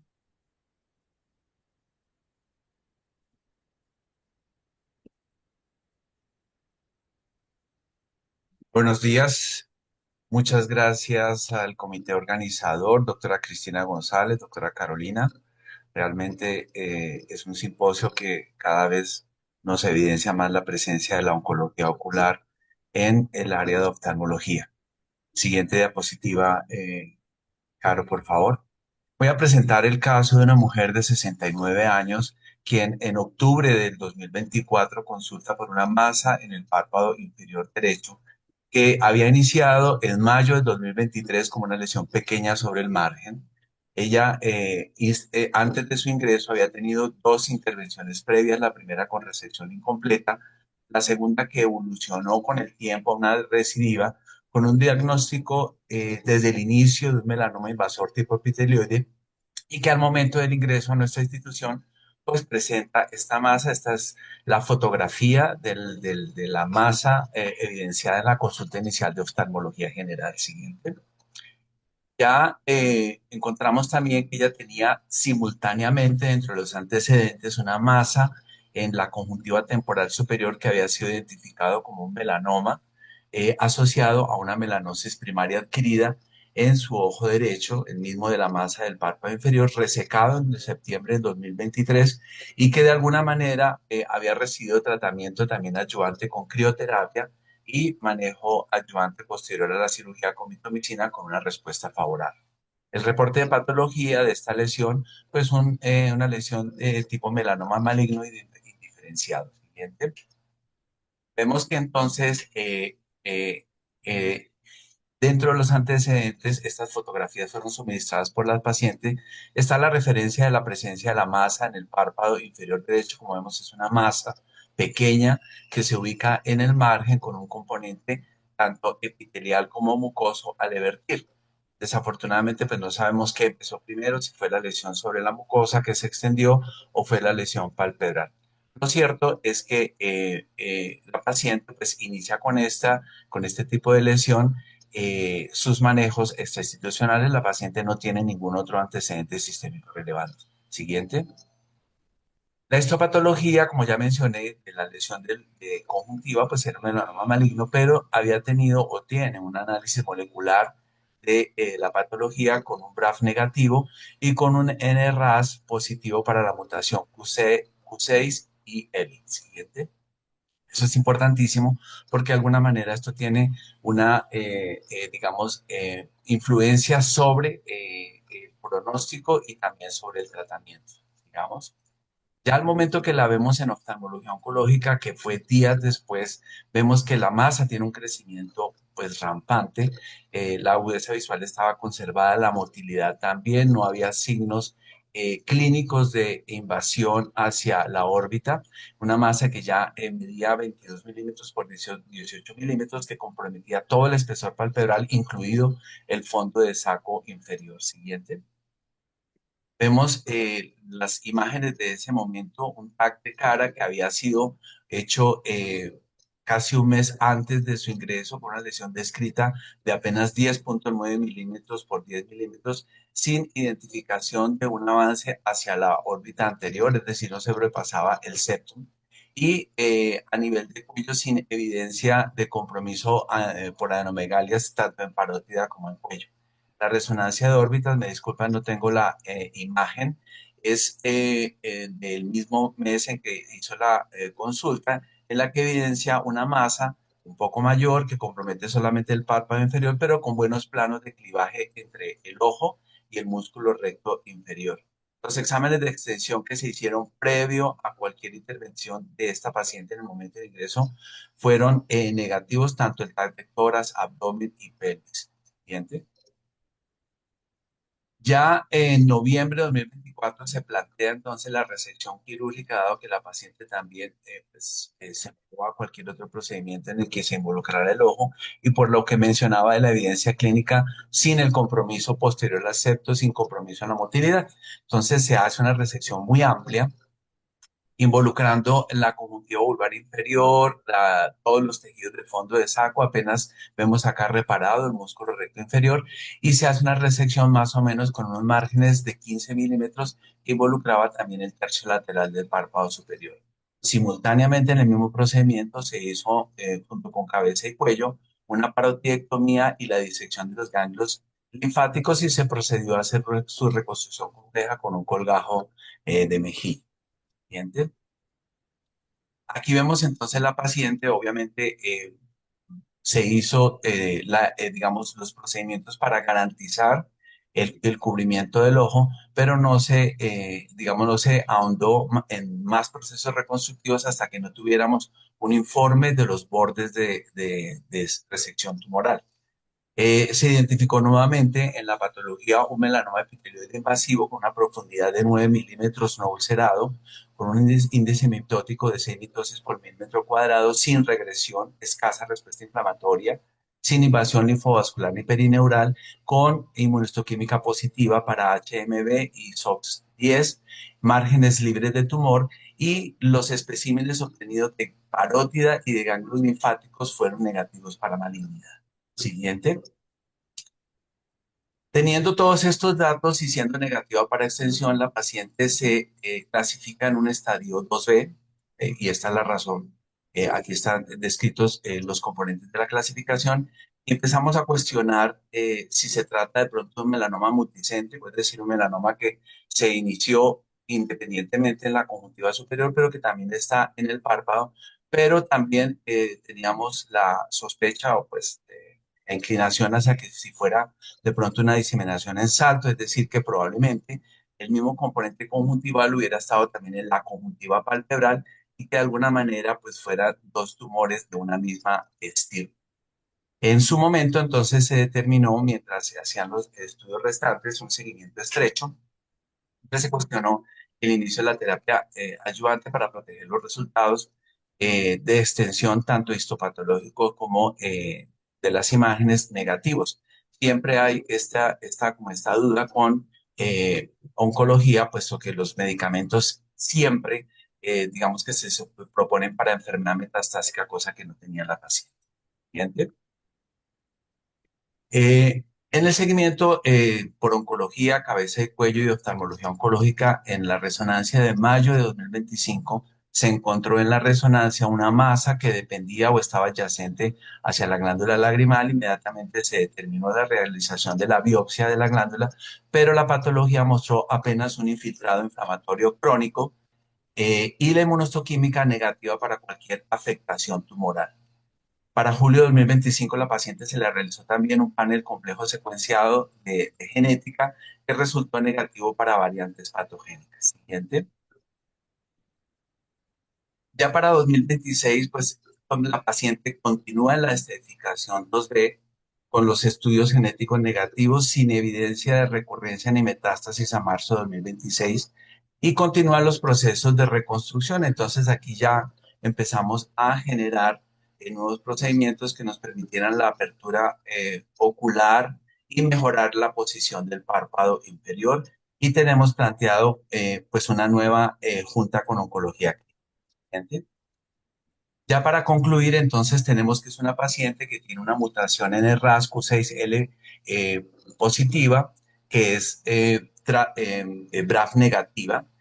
En cuanto a la importancia pronóstica y terapéutica, pues todavía seguimos pensando en que sí es un melanoma multicéntrico, pero estamos un poco más inclinados a la diseminación en salto, es decir, que las dos, de pronto no tanto por contigüidad, pero sí por aquello que mencionamos que se llama la melanorrea, pudiera en algún momento haber hecho una extensión en salto hacia la conjuntiva palpebral. Estas mutaciones son muy frecuentes en el 15 a 20% de todos los melanomas, pero aún más prevalente en los melanomas mucosos y conjuntivales. ¿Cuál es el impacto biológico de tener esta mutación? Pues que en términos generales, debido a estas vías de señalización, pues tienen una proliferación celular descontrolada y la resistencia a la apoptosis. Eso es lo que explica el por qué la paciente tuvo recidivas y unas recidivas con un crecimiento muy grande y muy marcado. En cuanto al pronóstico, pues al ser una biología tumoral muy agresiva con una tasa mitótica alta, como vimos en la patología, pues tiene un mayor riesgo de recurrencia con más que los tumores con mutación BRAF positiva. La siguiente. Y ya para terminar, entonces, dentro de las indicaciones médicas, pues ya sabiendo que el gran negativo, pues obviamente los medicamentos que actúan ahí pues, van a ser ineficaces. Y en cuanto a los inhibidores de MEK, pues podría de pronto beneficiarse la paciente del vinitimib si desarrollara una enfermedad sistémica. Pero siempre se cuestiona por qué no iniciarlo antes teniendo un riesgo. En cuanto a la inmunoterapia, teniendo en cuenta la mutación RAS, pues de alguna manera, pues la recomendación de acuerdo a la literatura es que puede utilizarse estos medicamentos, pero pues ahí viene el juego entre oftalmología oncológica y oftalmología general de la aprobación de estos medicamentos que pues inicialmente están aprobados para enfermedad metastásica demostrada. Sin embargo, ahí estamos con la paciente. Esta era la experiencia que quería comentar con ustedes. Muchas gracias. Muchas gracias, doctor, por su presentación. Súper buena. Cris- Eh, Cristina, perdóname un momentico que te interrumpa. Em, Queremos recordarles que al final de la presentación de los casos haremos la discusión y las preguntas que ustedes tengan frente a cada uno de los casos nos las pueden colocar aquí, que va a ser al final.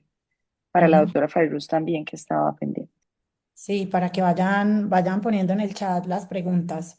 Y en el chat también pusimos una encuesta para que la llenen, porque les vamos a mandar un certificado de asistencia, pero se las mandamos después de llenar la encuesta. Bueno, vamos a continuar entonces con la doctora Sara Mesa. La doctora Sara Mesa es oftalmóloga de la Universidad Pontificia Bolivariana. Actualmente está realizando su fellow en oncología con el doctor Calle y tuvo pues unas rotaciones con el doctor Pedro Salazar, quien desafortunadamente pues perdimos y actualmente está terminando su formación en Estados Unidos. Eh, Bienvenida, doctora Sara.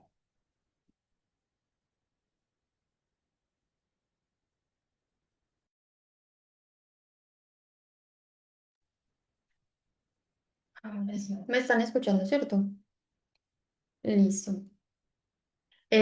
Como mencionó la Perfecto. doctora Cristina, este es un caso del doctor Alberto Calle que fue tratado por él, pero no pudo estar el día de hoy, entonces por eso se los voy a presentar. No hay ningún conflicto para declarar. Se trata de una paciente femenina de 72 años sin ningún antecedente de importancia que fue remitida donde el doctor Calle por un colega porque le encontró una lesión en la superficie ocular que le llamó la atención. Según la paciente, estaba presente desde hace mucho tiempo, pero había crecido en los últimos meses. La paciente se demoró también en llegar a consulta. Esta fue la lesión que encontramos, multilobulada, muy pigmentada, con unos vasos nutricios importantes que comprometía tanto conjuntiva como limbo y además había una vascularización intrínseca importante. Había una segunda lesión que estaba en la conjuntiva vulvar a nivel nasal, que era más plana, con un pigmento mucho más difuso.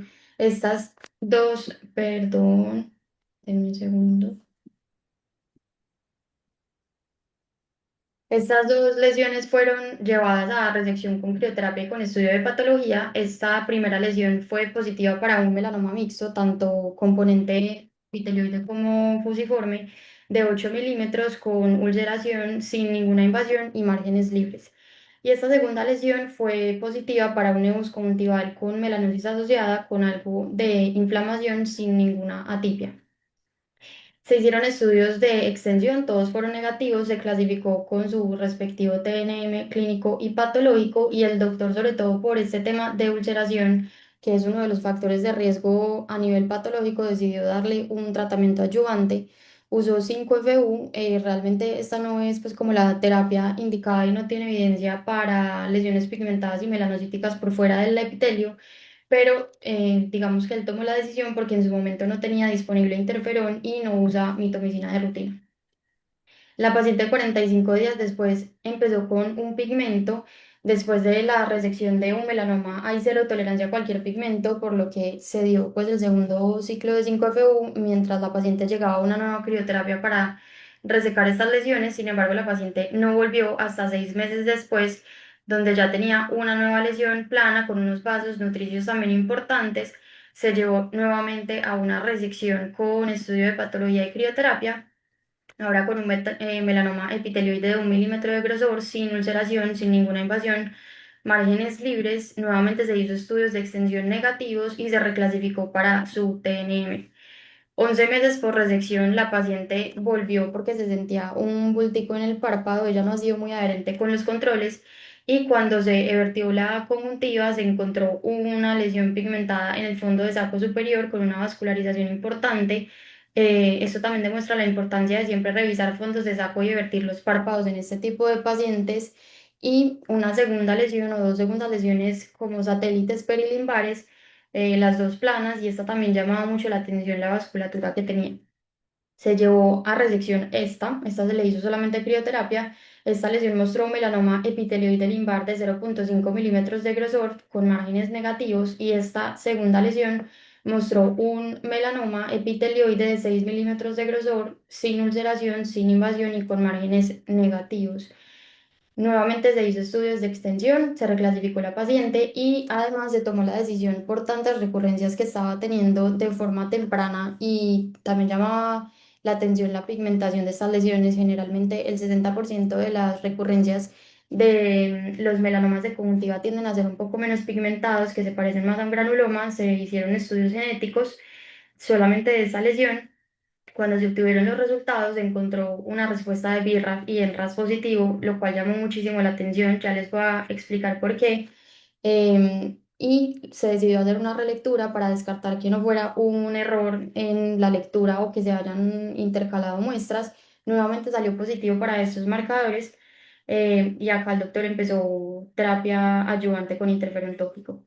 20 meses post resección la paciente sin ninguna nueva lesión y 30 meses después de la primera resección empezó con una neoplasia escamosa de la superficie ocular del ojo contralateral, el cual se trató con 2 ciclos de 5 FU y la lesión desapareció completamente. Y a los 52 meses post resección, en su última valoración, también se encontraron dos lesiones que llamaron la atención. La primera fue esta lesión pigmentada en el ojo contralateral, donde había tenido el neso, pero ninguna lesión pigmentada hasta el momento. Era una lesión plana en conjuntiva vulvar, pero casi llegando a fondo de saco, era una conjuntiva vulvar no expuesta. Y en el ojo donde había tenido las lesiones previas pigmentadas, habían unas lesiones multifocales como de color asalmonado que hacían pensar en un componente linfoide que también se llevaron a estudios. Esta primera lesión salió positiva para un melanosis adquirida primaria con atipia leve y esta segunda lesión para una hiperplasia linfoide reactiva. Entonces, digamos que la razón por la que se quiso traer este caso fue por la infrecuencia que hay en encontrar varias mutaciones positivas en una misma vía celular. Esta es la vía celular MAP quinasa, que es la que más frecuentemente está alterada tanto en melanoma de conjuntiva como en melanoma de piel. Generalmente la mutación más común en esta vía es después del NF1 es el BRAF, pero encontrar verticalmente varias mutaciones no es algo frecuente y no es algo que encontramos reportado en la literatura en oncología ocular. Eh, por esta razón, esto puede hablar, uno, pues un error de lectura que creemos que lo cubrimos con esa relectura. Dos, una heterogeneidad tumoral que varias, digamos, no es una misma célula mutada para dos cosas, sino cada célula mutada para diferentes cosas. Y esto, digamos que en el caso de melanoma de cutáneo, sí está muy bien descrito, que corresponde al 2% del caso de los melanomas de piel y hace que estas enfermedades se comporten de una manera más agresiva y requieran tratamiento sistémico de una forma más temprana.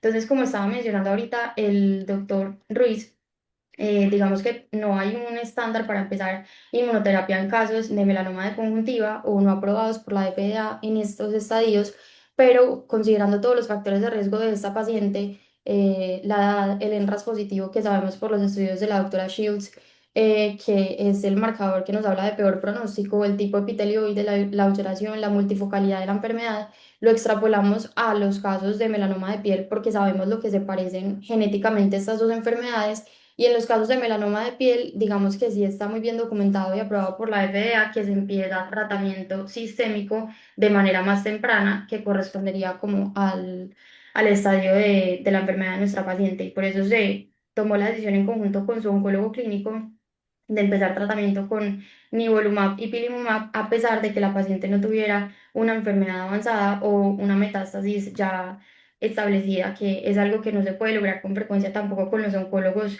en el país, pero él ya había tenido unos casos similares con el doctor Pedro Salazar y por eso digamos que fue un poco más fácil de abordar. Muchísimas gracias. Muchas gracias, Sara. Muy buena tu presentación. Eh, Vamos a continuar con la doctora Jennifer Camargo. La doctora Jennifer es oftalmóloga oculoplástica de la Universidad Militar. Tiene un máster en educación para profesionales de la salud y actualmente trabaja en el Instituto Nacional de Cancerología y en el Hospital Universitario San Ignacio. Bienvenida, doctora. Y recuerden que las preguntas las van escribiendo en el chat para que al final las respondamos. Buenos días. Quiero agradecer primero a la Junta por la invitación a la participación en este webinar. Hoy les voy a presentar un caso interesante que hemos venido tratando en el Instituto Nacional de Cancerología. Se trata de una paciente femenina de 43 años de edad que consultó en diciembre del 2024 con un antecedente de resección en 2 ocasiones de un nebus de conjuntiva, la primera vez en el año 2014 y la segunda en 2023. Y refería que en los últimos meses había presentado crecimiento de la lesión y cambios en el pigmento asociado a disminución de la agudeza visual, dolor ocasional y prurito.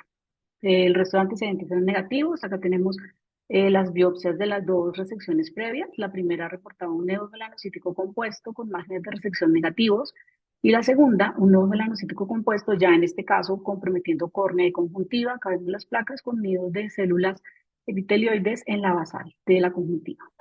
En cuanto al examen oftalmológico, la agudeza visual de los dos ojos era de 20/20 En el ojo izquierdo, pues el examen era normal. En el ojo derecho encontramos unas lesiones pigmentadas que comprometían en la conjuntiva nasal vulvar, donde encontrábamos parches hipo e hiperpigmentados. Se extendía hasta la conjuntiva inferior, conjuntiva temporal, y en la conjuntiva superior había un pigmento que era mucho más claro. Adicionalmente, tenía compromiso de la córnea por pigmento que iba casi como de M12 hasta M6. Acá otra foto. Entonces, bueno, es importante, no tenía compromiso de la carúncula, llegaba la lesión solamente hasta la plica semilunar.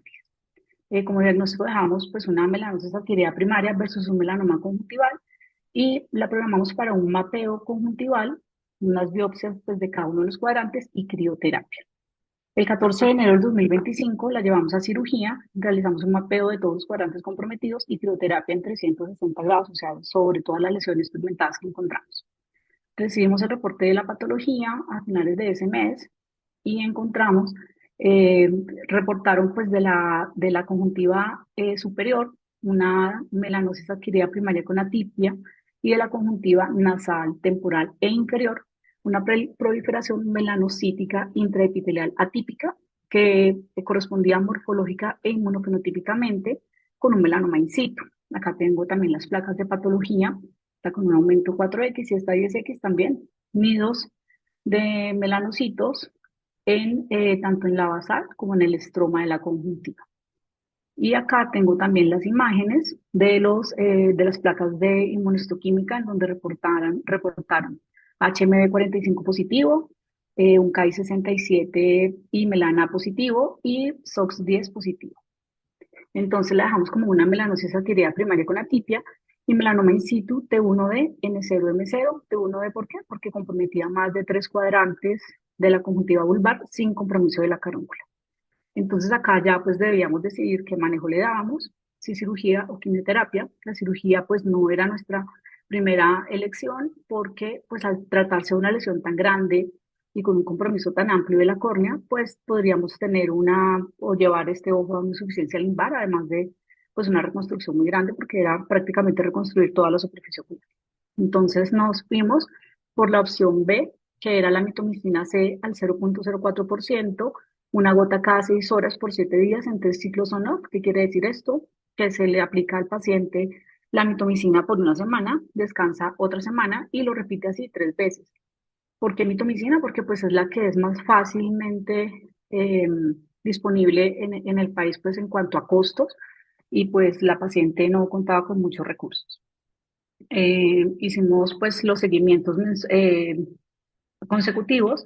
Ya para abril, cuando ya había completado el tercer ciclo de mitomicina, se encontró pues el ojo muy inflamado, porque es uno de los efectos secundarios de la mitomicina, con una marcada disminución de las lesiones pigmentadas, pero aún persistía pigmento en la conjuntiva superior, nasal, inferior y temporal también. Después nuevamente la volvimos a ver en junio de 2025 esperando pues, como que actuara completamente el medicamento, pero aún veíamos lesiones pigmentadas en la conjuntiva, por lo que decidimos llevarla a crioterapia. Se le aplicó la crioterapia en agosto, pero debido a la persistencia del pigmento tanto en la conjuntiva superior, inferior y temporal, decidimos complementar el tratamiento con interferón alfa 2 beta cada 6 horas por 8 semanas. La paciente hizo su tratamiento juiciosa y ya para diciembre del 2025 pues teníamos desaparición completa del pigmento, su córnea transparente y no había pues pigmento ni en la conjuntiva superior, inferior, nasal, temporal, ni tampoco en fondos de saco ni conjuntiva tarsal. Completa resolución de las lesiones. Entonces pues voy a dejarlos como ya para finalizar unos puntos claves para recordar. Nos parece muy interesante este caso porque pues la literatura reporta que los melanomas habitualmente surgen desde las melanosis adquiridas primarias en un 74%, en este caso surge de un nevus conjuntival y pues es solamente un 7% de los casos reportados en la literatura.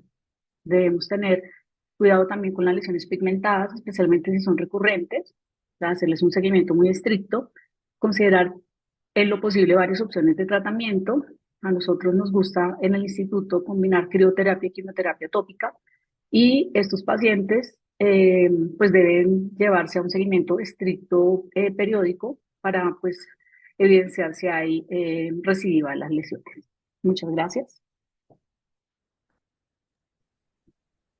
Muchas gracias, doctora Jennifer. Muy buena tu presentación. Continuamos con la doctora Ana María Velasco.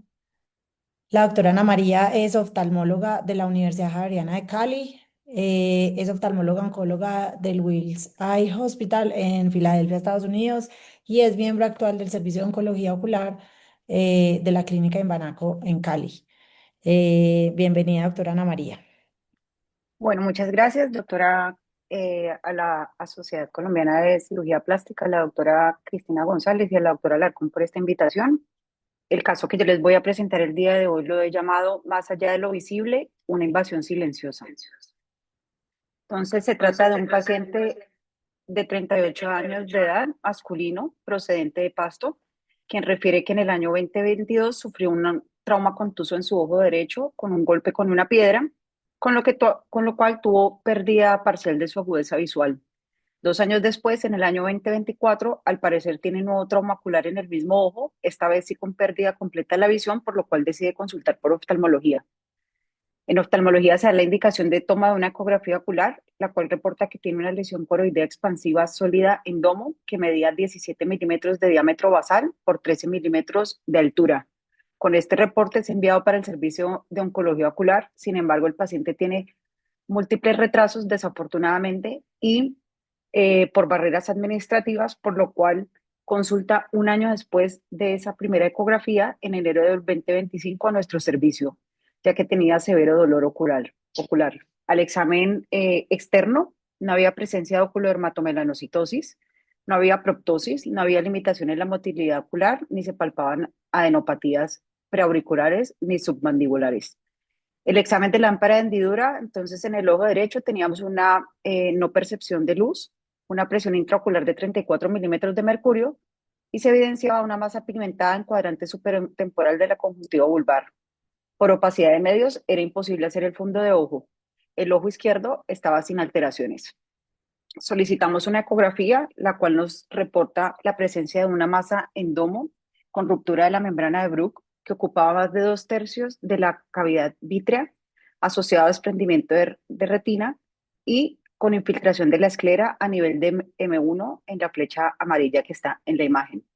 Era de reflectividades variables, pero de predominio menos baja, medias y bajas, lo que sugería la presencia pues, de un melanoma proveniente de coroides.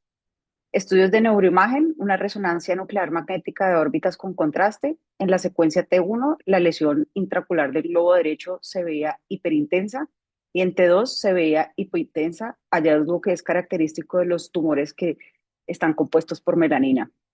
En los cortes coronales, cuando se hacía toda la secuencia, no había evidencia de engrosamiento del nervio óptico ni tampoco realce, lo cual sugería que no hubiese presencia de invasión a nivel del nervio óptico en la parte posterior. Opciones de tratamiento que se plantearon, digamos que braquiterapia no era una opción por el tamaño de la lesión, más de 13 milímetros en espesor, adicionalmente por el componente extraescleral y por la sintomatología dolor intenso. Esa posibilidad de manejo se descartó. Consideramos una exenteración, sin embargo, por los hallazgos de neuroimagen donde no era concluyente la invasión, digamos, del sistema nervioso central a través del nervio óptico, decidimos realizar una nucleación extendida teniendo mucha precaución con el componente extraocular. Aquí, como lo vemos en la imagen de la derecha superior, entonces cuando se estaba haciendo la reparación del músculo recto lateral, vemos cómo protruye una lesión pigmentada a nivel transescleral y cuando hacemos la sección del nervio óptico, vemos cómo está completamente invadido a través del canal óptico por un pigmento negro muy oscuro. El espécimen es enviado para patología. Estas son las imágenes macroscópicas y microscópicas de la lesión, del tumor. El reporte nos confirma entonces la presencia de un melanoma coroideo con extensión extraescleral y con compromiso del nervio óptico. La imagen de la derecha, la microscopía, vemos cómo el tumor invade toda la cavidad vítrea. A ambos lados está la esclera y cómo penetra completamente a través del canal óptico e invade toda la porción incluso pre y poslaminar del nervio. Y con este diagnóstico entonces de melanoma coroideo con extensión extraescleral y compromiso del nervio óptico, es enviado para valoración por oncología clínica para toma de estudios de extensión, los cuales salen negativos. El paciente es presentado en una junta médica para definir cuál sería el nuevo plan de tratamiento. Se plantea la posibilidad de hacer una ampliación de la resección de la porción intracraneal del nervio óptico en conjunto con neurocirugía. Sin embargo, era una cirugía mayor, con mayores morbilidades y que no estaban dentro del poder adquisitivo del paciente en ese momento. Se plantea la posibilidad de inmunoterapia, pero como ya lo hemos mencionado previamente, no hay, digamos, estudios que muestren eficacia en pacientes que tienen melanoma de coroides no metastásicos y aún menos, hay menos reportes de su eficacia en pacientes que tienen invasión del nervio óptico. Además de esto, digamos que estos son medicamentos de alto costo y nuestros pacientes, digamos, tienen muchas dificultades para el acceso actualmente de esta medicación. Por lo tanto, nuestro paciente pues, fue enviado para valoración por radioterapia para como tratamiento pues, ayudante y hasta la fecha aún está pendiente dicha valoración. Entonces, para concluir, la invasión del nervio óptico es rara. Recordemos que lo más frecuente es la vía hematógena y su órgano de predilección es hepática. Cuando tenemos un paciente en quien estamos sospechando un melanoma de coroides y en el examen oftalmológico encontramos no percepción de luz y un aumento significativo de la presión intraocular, esto nos debe hacer sospechar de que probablemente estamos frente a una invasión del nervio óptico. Otro mensaje clave en este caso es que encontrar hallazgos negativos en una neuroimagen como una resonancia no descarta la posibilidad de que exista una invasión microscópica y definitivamente estos pacientes desafortunadamente tienen un muy mal pronóstico. Muchas gracias. Muchas gracias, doctora. Continuamos con la doctora Jennifer Numa. La doctora Jennifer es oncóloga ocular y oculoplástica, es docente de posgrado de oftalmología de Unisanitas y es la coordinadora de entrenamiento especial en oculoplástica en la Sociedad de Cirugía Ocular. Doctora Jennifer, bienvenida, muchísimas gracias. Gracias, buenos días para todos. Muchas gracias al comité organizador, a ti, Cris, a Caro, por invitarme a participar y a compartir este caso con ustedes. Lo llamé como melanosis primaria adquirida con progresión a melanoma conjuntival. Como una introducción, pues ya todos lo han dicho y la doctora Fairuz también lo ha dicho. La melanosis primaria con atipia pues se considera una precursora del melanoma conjuntival que va a aumentar el riesgo con la edad, con la extensión y con la progresión y que la detección temprana es clave. Y eso como introducción pues a mi caso. Entonces tenemos un paciente masculino que llegó a mi consulta el 3 de noviembre del 2023, remitido de su retinóloga, estaba en tratamiento por una membrana epirretiniana del ojo derecho, y refiere que tenía una mancha, una lesión pigmentada de 8 años de evolución en su ojo derecho, que en los últimos 6 meses había notado crecimiento tanto en extensión como en pigmentación, y ese fue el motivo de consulta. ¿Qué le encontré o qué fue lo que los hallazgos positivos? Había una lesión conjuntival plana con un pigmento disperso que ocupaba 2 cuadrantes temporales y que tenía extensión corneal en M6 y M9. Tenía una prueba de escobillón positivo. Yo por escuela siempre lo hago para ver la fragilidad de la membrana epitelial o de la estabilidad del epitelio, y el cual era muy, muy positivo, tenía mucho en toda la extensión de la lesión y no evidenciaba ningún crecimiento vertical ni tampoco había ningún vaso epiescleral que me hiciera suponer otra cosa. Estas son las fotos del paciente de la presentación inicial. Nosotros en la Sociedad de Cirugía Ocular a todos los pacientes con lesiones conjuntivales siempre le hacen tinción con verde de lisamina. Y acá tenemos otra proyección de la extensión de la lesión. Entonces, en ese caso, hice una impresión diagnóstica pues, de una melanosis primaria adquirida, probablemente con atipia, versus un melanoma in situ y decidí iniciar tratamiento con mitomicina C al 0.04%, El tratamiento por escuela, yo lo hago 2 ciclos con intervalos de 15 días. Es decir, hago 15 días con el riesgo de los cambios en la superficie ocular, pero también lo manejo con mucha lubricación, Igual le vas escribiendo ya a la niña, ¿no? asociado también al manejo con corticoide.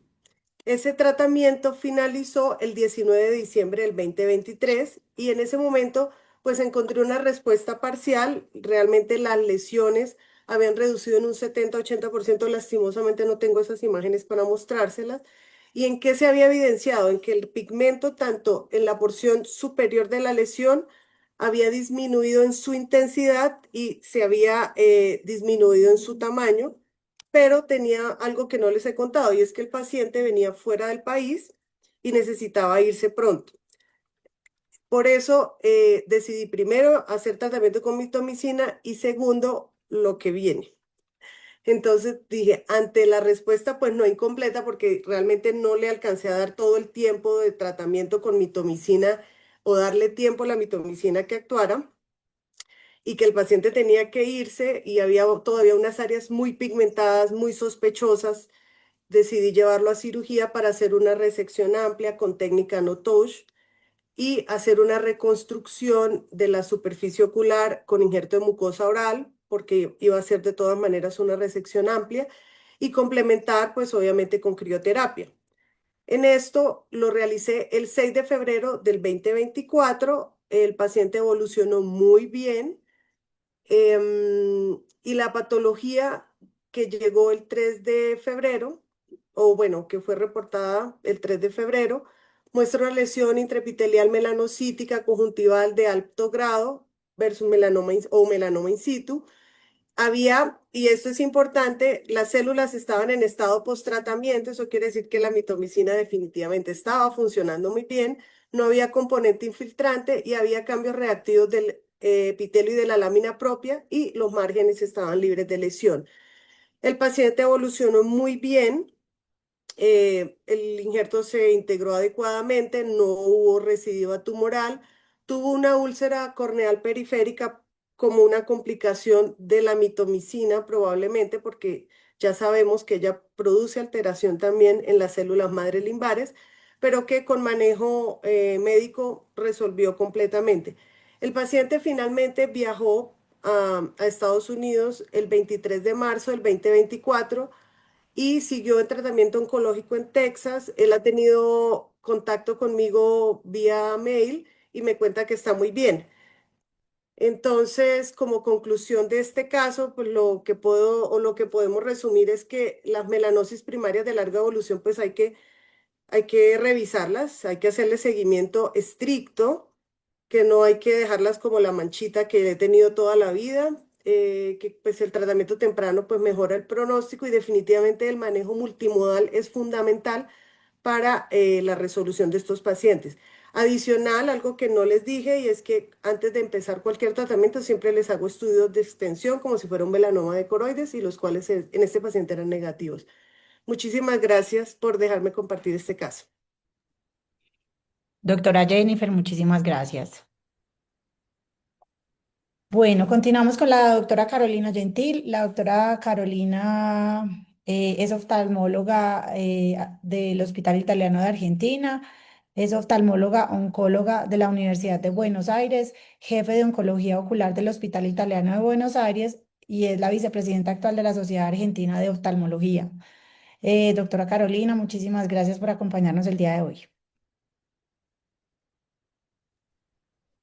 Bueno, buenos días. Muchas gracias a toda la comisión de la Asociación Colombiana de Plástica Ocular por esta invitación, el resto de los disertantes, colegas y a los presentes. Es un placer poder estar acá acompañándolos. Les voy a comentar este caso sobre melanoma de conjuntiva con compromiso intraocular. Esta es una paciente femenina de 53 años. Concurrió a nuestro servicio con una historia de 3 cirugías de melanoma previas, que esto es bastante frecuente en nuestro medio. La primera fue en el 2017, que había presentado un melanoma melanótico con una melanosis primaria adquirida asociada, lo cual realizó cirugía y tratamiento con mitomicina C. Todo esto lo hizo en el interior del país. La señora provenía de una provincia más al sur de nuestro país, un poco alejada de la ciudad de Buenos Aires. La segunda cirugía fue en el año 21, también fue una recurrencia con una cirugía no touch, digamos, con mitomicina asociada. Y la tercera cirugía fue en el 2023, también por una nueva recurrencia, y también le indicaron mitomicina C. Cabe aclarar que hablando con el médico derivante, me ha comentado que en estos casos, sobre todo en estos casos, no le han podido hacer la crioterapia, solo le habían hecho cirugía no touch y la mitomicina C. Bueno, y así es como consulta a nuestro servicio con esta imagen, que vemos toda esta cicatrización a nivel de la conjuntiva. La agudeza visual fue de 10 décimas en ambos ojos, presión normal, fondo de ojos sin alteraciones.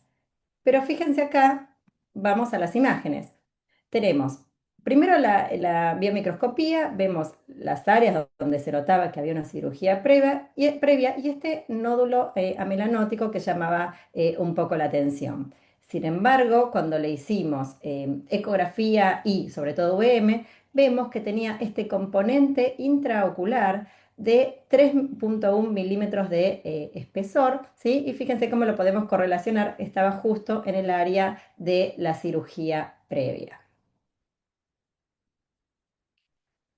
Estudios de extensión, tanto un PET como un screening oncológico general, no poseía metástasis a distancia. Con lo cual, hasta ahora tenemos una paciente con 3 cirugías previas, la nuestra iba a ser la cuarta, sin enfermedad a distancia, pero con un compromiso intraocular, es decir, un estadio T3A. ¿Cuáles fueron nuestras opciones de tratamiento? Teníamos 2 opciones para pensar. Por un lado, hacer una nueva cirugía, es decir, sacándole ese nódulo melanótico que les mostré previamente con el área de cicatrización, crioterapia, braquiterapia para el componente intraocular, esa sería como una opción. Y la otra opción era realizar una enucleación ampliada, es decir, haciéndole la enucleación de todo este componente asociado a la parte de la conjuntiva, obviamente con el margen de seguridad adecuado.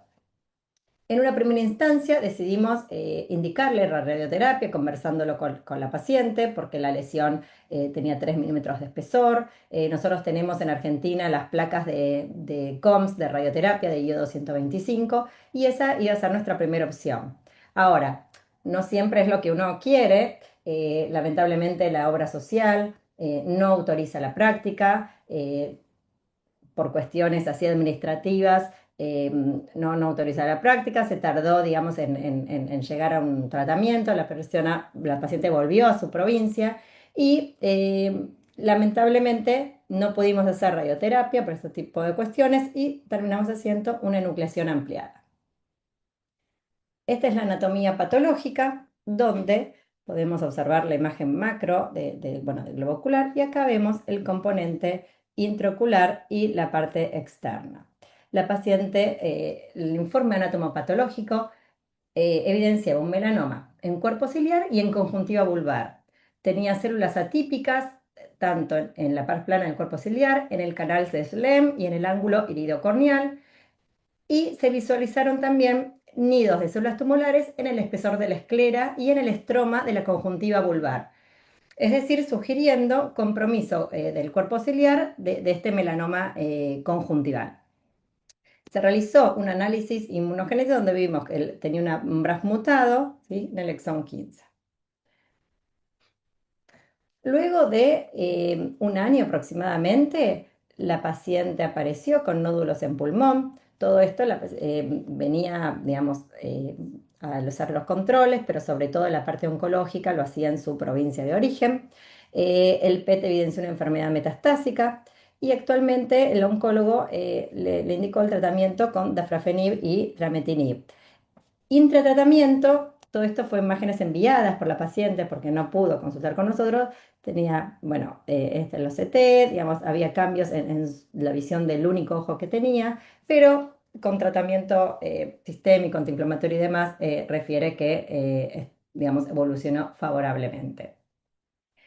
Y acá, hace poquito tuvimos el Congreso Mundial de Oncología Ocular y les quería comentar más que nada que no es en nuestro medio, en Argentina y sobre todo lo que vemos también o lo que vimos presentado en Latinoamérica, muchos de los pacientes que vienen a consultarnos a centros de oncología ocular, fíjense, tuvimos casi un 85% de pacientes que ya venían con cirugías previas. O sea que nosotros no fuimos lo que hicimos en la primera cirugía. Es decir, los pacientes ya vienen operados con incluso muchas veces con más de 2 procedimientos.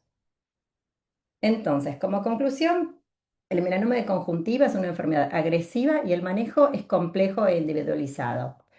Un tercio de los pacientes pueden presentar recurrencia local y un 25% desarrolla metástasis a distancia, tal cual como sugiere en general la literatura general. La primera cirugía es la más importante para prevenir siembras, recurrencias y metástasis. Y, como dije previamente, en Latinoamérica, lamentablemente, muchos pacientes son referidos luego de procedimientos previos. La importancia como punto clave de referir en forma temprana al especialista para el diagnóstico del tratamiento. Y el manejo quirúrgico, como también se ha mencionado, la técnica quirúrgica de no touch, la terapia adyuvante, que es la crioterapia intraoperatoria, bueno, mitomicina C, generalmente asociada a melanosis primera adquirida. Muchas veces se requiere radiación, braquiterapia, por ejemplo, en este caso, y en casos más, digamos, específicos, ganglio centinela. Es muy importante el seguimiento estricto para detectar recurrencias, tal cual como dijeron previamente. La presencia de algún pigmento en un paciente con melanoma no es tolerable, así que eso es importante tenerlo en cuenta. Siempre vertir párpados, tratar de hacer biomarcadores si es posible, y el manejo multidisciplinario con oncología clínica. Bueno, desde ya, muchas gracias por la invitación y felicitarlos a todos por este excelente webinar. Doctora, muchísimas gracias. Muy buena su presentación. Gracias por habernos acompañado. Continuamos con la doctora Carolina Alarcón, quien nos va a organizar las preguntas que han hecho en el chat. Gracias a todos los expositores por los casos, a Cristina. Dr. Fairuz, to conclude our case presentations, we now invite you to share your expertise in ocular melanoma and please feel free to feedback on each one of the cases. And if you have questions for the panel, we're ready to start to discuss. Dr. Fairuz. Yeah. Excellent cases. It was a lot of learning, although I didn't understand the language much.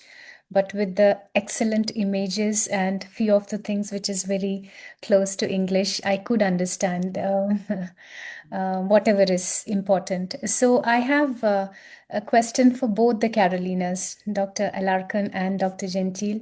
Dr. Carolina, I understood that in your case, in your second case, you had pulmonary metastasis.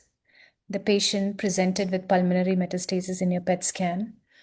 It's very unlike a choroidal melanoma. The patient had a skin melanoma and a choroidal melanoma because choroidal melanoma has a hepatic tropism because it, usually it's metastasis in the liver, possibly like 85% to 90%. Lung metastasis alone in choroidal melanoma is very, very unlikely. It could be, along with hepatic metastasis, which is also slightly rare. So, would you want to comment on that particular case, the metastasis part?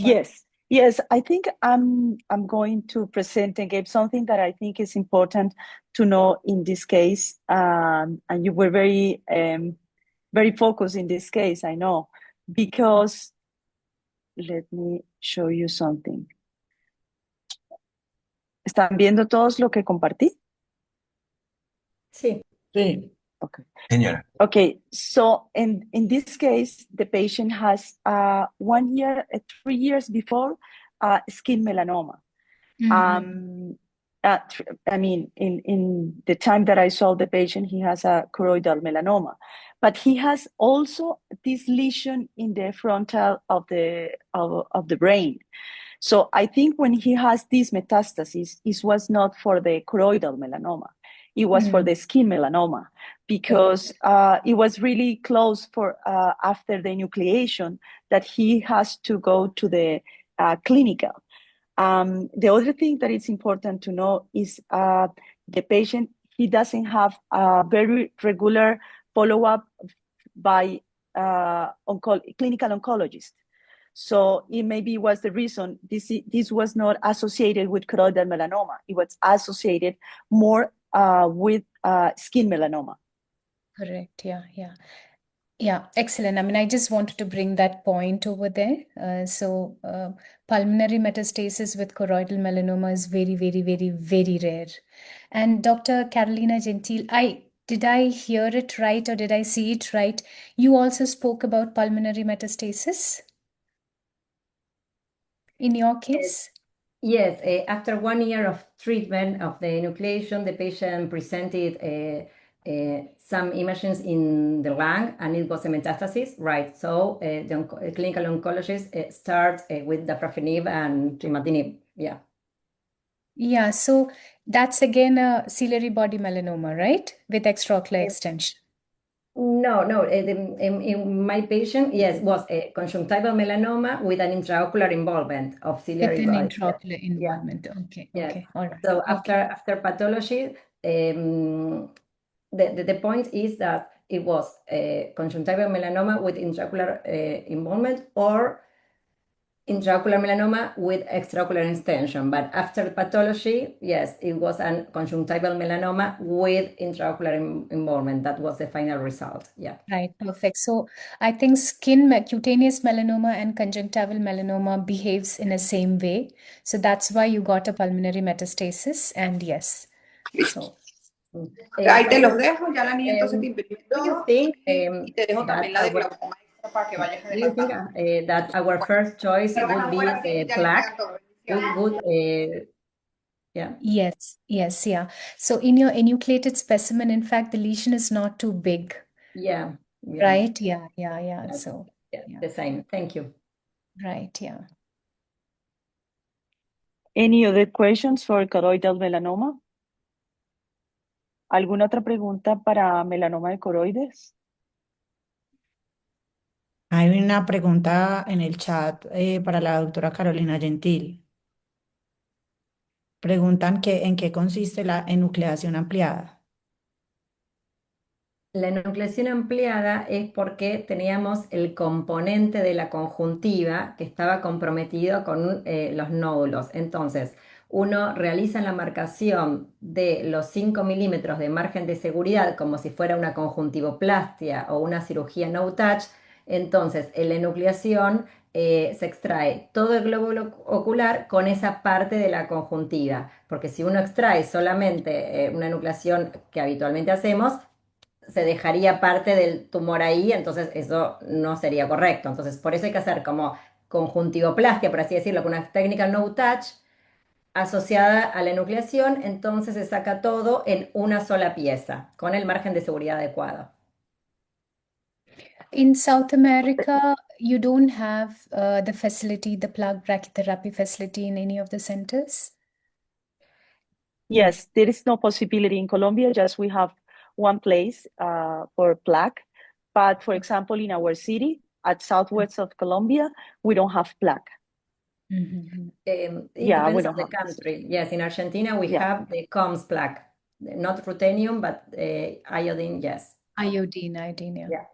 Interesting. Fairuz, do you have any comment about the optic nerve involved that it's really weird too?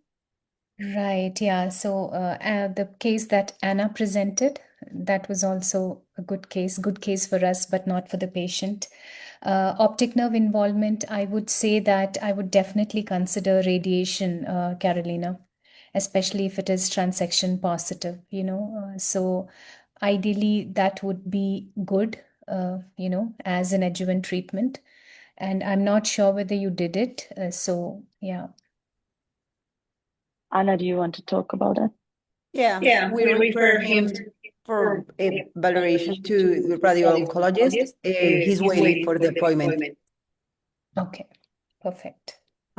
We have unfortunately, maybe, I don't know if in all of the South America, but in Colombia, we have a very difficult problems with the patient who has in some kind of patients that have our health system, and they have the recommendation. We send the patients and we put everything in the chart, but the health system doesn't give the order to go to the radio-oncologist, and it's not possible. We can do the surgery in our clinic, but they can use our radiotherapy in the same clinic. So they send another clinic, but they don't give the order to use.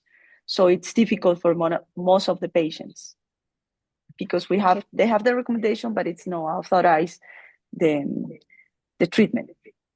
But then, as the team of ocular oncologists in that region, I'm sure it's a public system and where you're finding it challenging and difficult, right?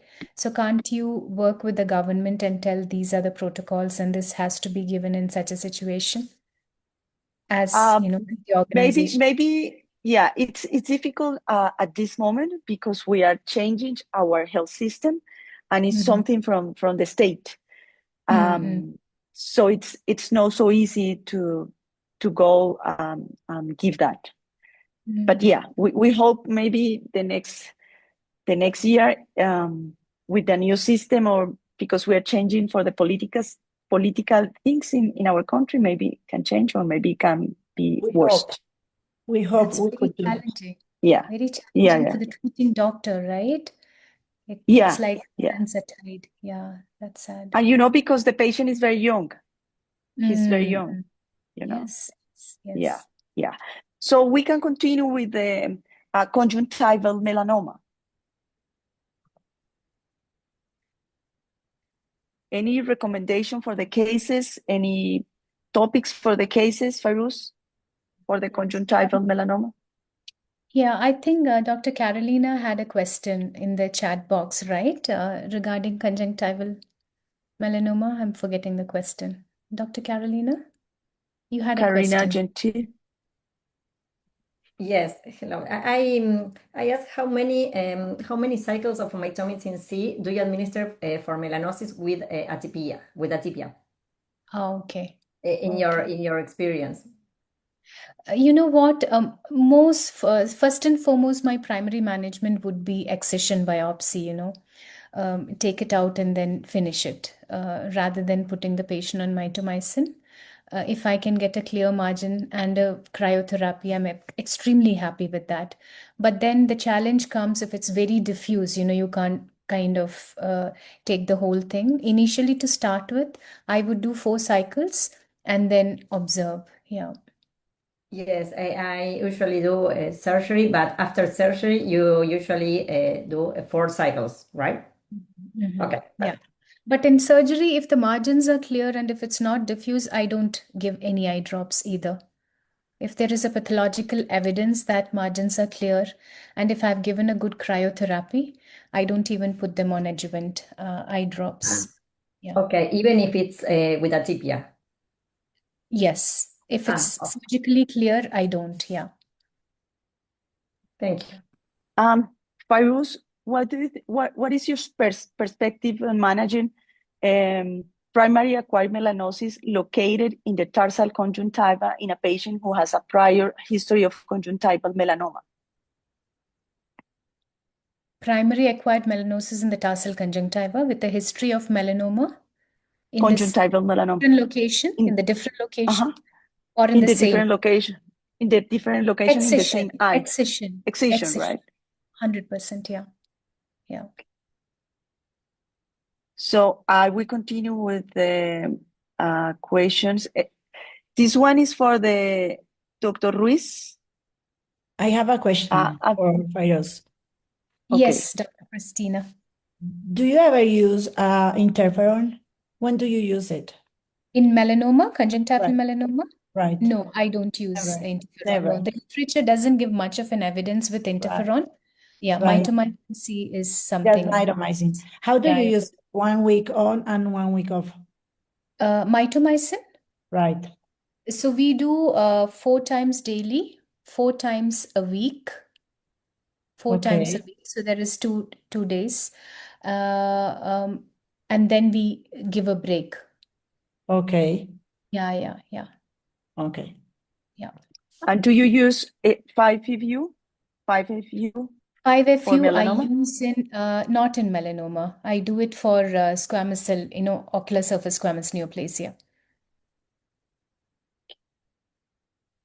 So any other questions for Dr. Fairuz for conjunctival melanoma? Caro, I have one. Yeah.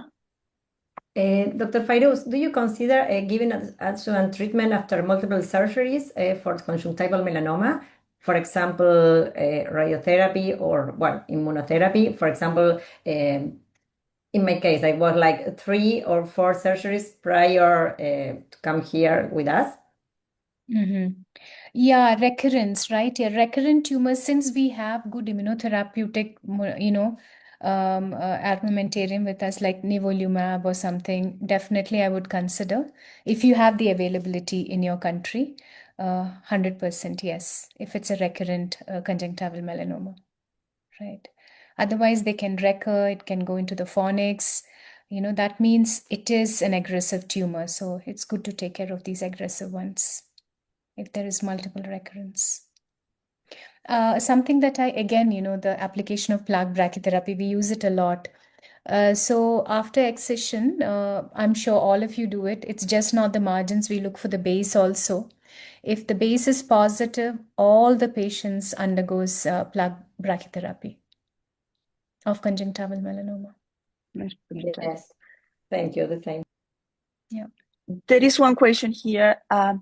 Given that histopathology remains the gold standard in melanoma, I think, or in conjunctival lesions, is there any meaningful role for anterior segment OCT differentiating primary acquired melanosis with versus without atypia to guide the diagnosis and management? No, answer is no, a big no. PAM with atypia, mild atypia, moderate atypia, severe atypia, it's a pathological diagnosis. We don't get to, diagnose it from OCT. I mean, OCT can be useful if it's an invasive melanoma, where you are kind of looking whether there is any deeper invasion into the tenons or the sclera. Otherwise, no, it's pathological. Okay. I don't know, Cristina, Claudia, do you think, is there any other questions for Dr. Fairuz? No. No No, more no hay más. questions. There are no more. Fairuz, any other recommendation or topic that you want to talk about eyelid melanoma? Well, eyelid melanoma, now that, surgical excision is the gold standard, usually when we treat, we see a lot of sebaceous gland carcinoma of the eyelid and basal cell carcinoma of the eyelid, and squamous cell. Melanoma is pretty rare. So when we talk about the margin clearance, I mean, I do frozen section. I'm not a Mohs surgeon. I go for frozen section of the margins whenever I do any eyelid malignancy. My margin would be around 4 millimeters for sebaceous gland carcinoma, basal cell carcinoma. Sometimes I cheat. Even less than 4 millimeters is okay because it's not a lethal malignancy.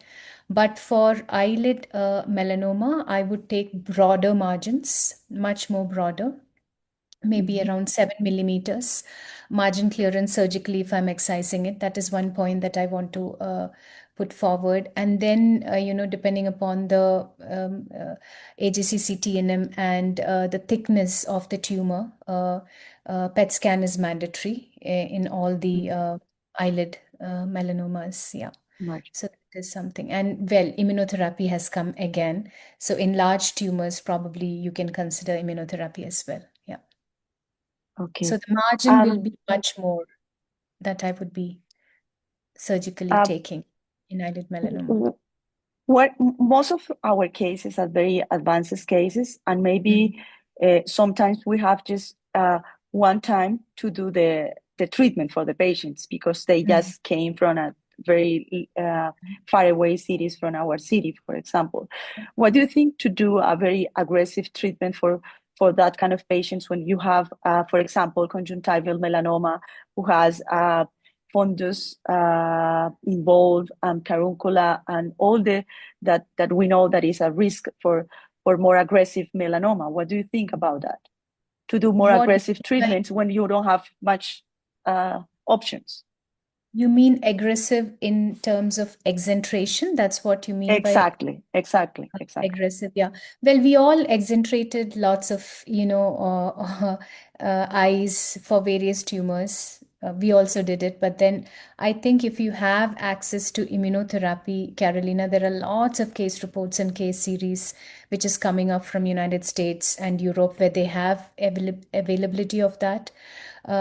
If your government or public health system can afford, or if the patient can afford, I think that would be the first choice, even in aggressive tumors, rather than, doing exentration. So we kind of limit ourselves to these destructive procedures as much as possible. But then if you have no other way, then that's the only way to go ahead. Then the other way. Yeah. Maybe there is another. Do you have immunotherapy, all drugs available in your country?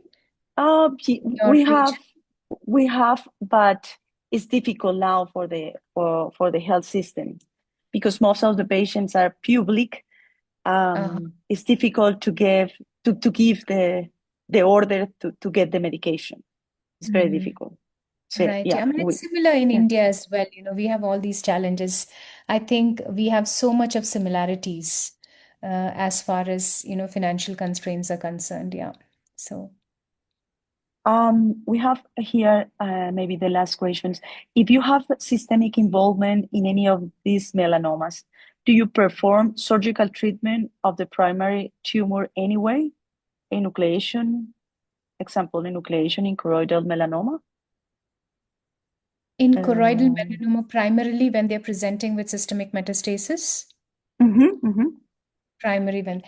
So I had put that algorithm there, if there is melanoma and if there is systemic metastasis, immunotherapy is the treatment of choice if you have it. You don't have to go and enucleate it, actually. So the tumor shrinks in, and depending upon how much you assess, if you still think there is residue, possibly you can go ahead and do the surgical, intervention. Okay, and for the end, Fairuz, there is something that is important when you are an ocular oncologist is to talk about the objectives of the treatment. Always, we just think in mind, as Dr. Carol Shields said, it's always first life, save eye, and save vision. Do you want to do a comment about that? Yes, I really want, and that's a very good thing. So melanoma, when we talk about melanoma, melanoma, if the tumor is large, I mean, you have to have the genetic biologics also, the molecular biology also with you. Already there would have been a metastasis. Okay, so conserving the eyeball or not conserving the eyeball actually doesn't change the systemic metastasis scenario in that particular patient. And that's exactly what I showed there, So would I want to give the patient more pain? This is my thought, all right, because it's not going to make a difference. And COMS also has taught us, plug brachytherapy versus enucleation in large tumors. There is no difference in life salvage. Now you have to decide along with the patient, empathetically, whether you want to give that patient a painful life by exentrating or enucleating, still knowing that the patient will go for metastasis. All right. Yeah. So if it is, an eyeball where you can actually conserve, as the case that I showed in a patient with extraocular extension, although the risk of metastasis is high and although she doesn't have systemic metastasis, I would conserve. No patient would want to lose an eye. We all know that, saving life is important, but in choroidal melanoma, depending upon the size of the tumor and the thickness of the tumor, micrometastasis would have already happened. So you're not making much of a difference whether you're conserving or whether you are enucleating. You have to take a call. Yeah, exactly. So, Dr. Gonzalez, do you want to say something different? Because I think we don't have more questions and we can say Dr. are Harus, great. thank you very much. Thank you very much for your expertise to take Dr. time to spend with us. No, Dr. it's a Harus, pleasure. thank you. Lots of great cases. I really enjoyed, and all the presenters were excellent. Thank you. It was a learning for me too. Thank you. Thank you for having me. Excellent. Yeah. See you. Para todos los que nos acompañaron en el webinar, les agradecemos su compañía. Muchísimas gracias. Hay una encuesta que debemos llenar para nuestro webinar. Gracias a los expositores y nos vemos en un siguiente webinar. Muchísimas gracias a todos. Gracias a todos los expositores por esas exposiciones tan buenas. Me parece que estuvo muy bueno. Excelente y gracias a todos por haber participado y habernos acompañado.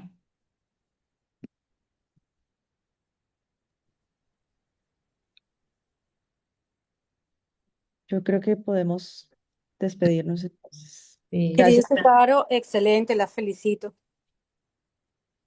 Muchas gracias. Gracias. Chao, gracias. Gracias. Chao, Abrazo. gracias. Muchas gracias a Nos todos. quedamos los Muchas que gracias. expusimos. Cristina, yo creo que no nos salgamos los que expusimos. Vale, Y- quedémonos. Ah, bueno.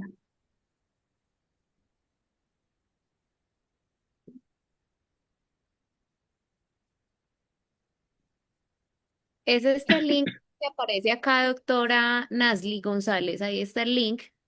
Le das clic y te redirige a una encuesta muy cortica. Solamente tienen que colocar el nombre completo como quieren que aparezca en el certificado, el email y ya. No tienen que llenar absolutamente nada más. Se demoran medio minuto.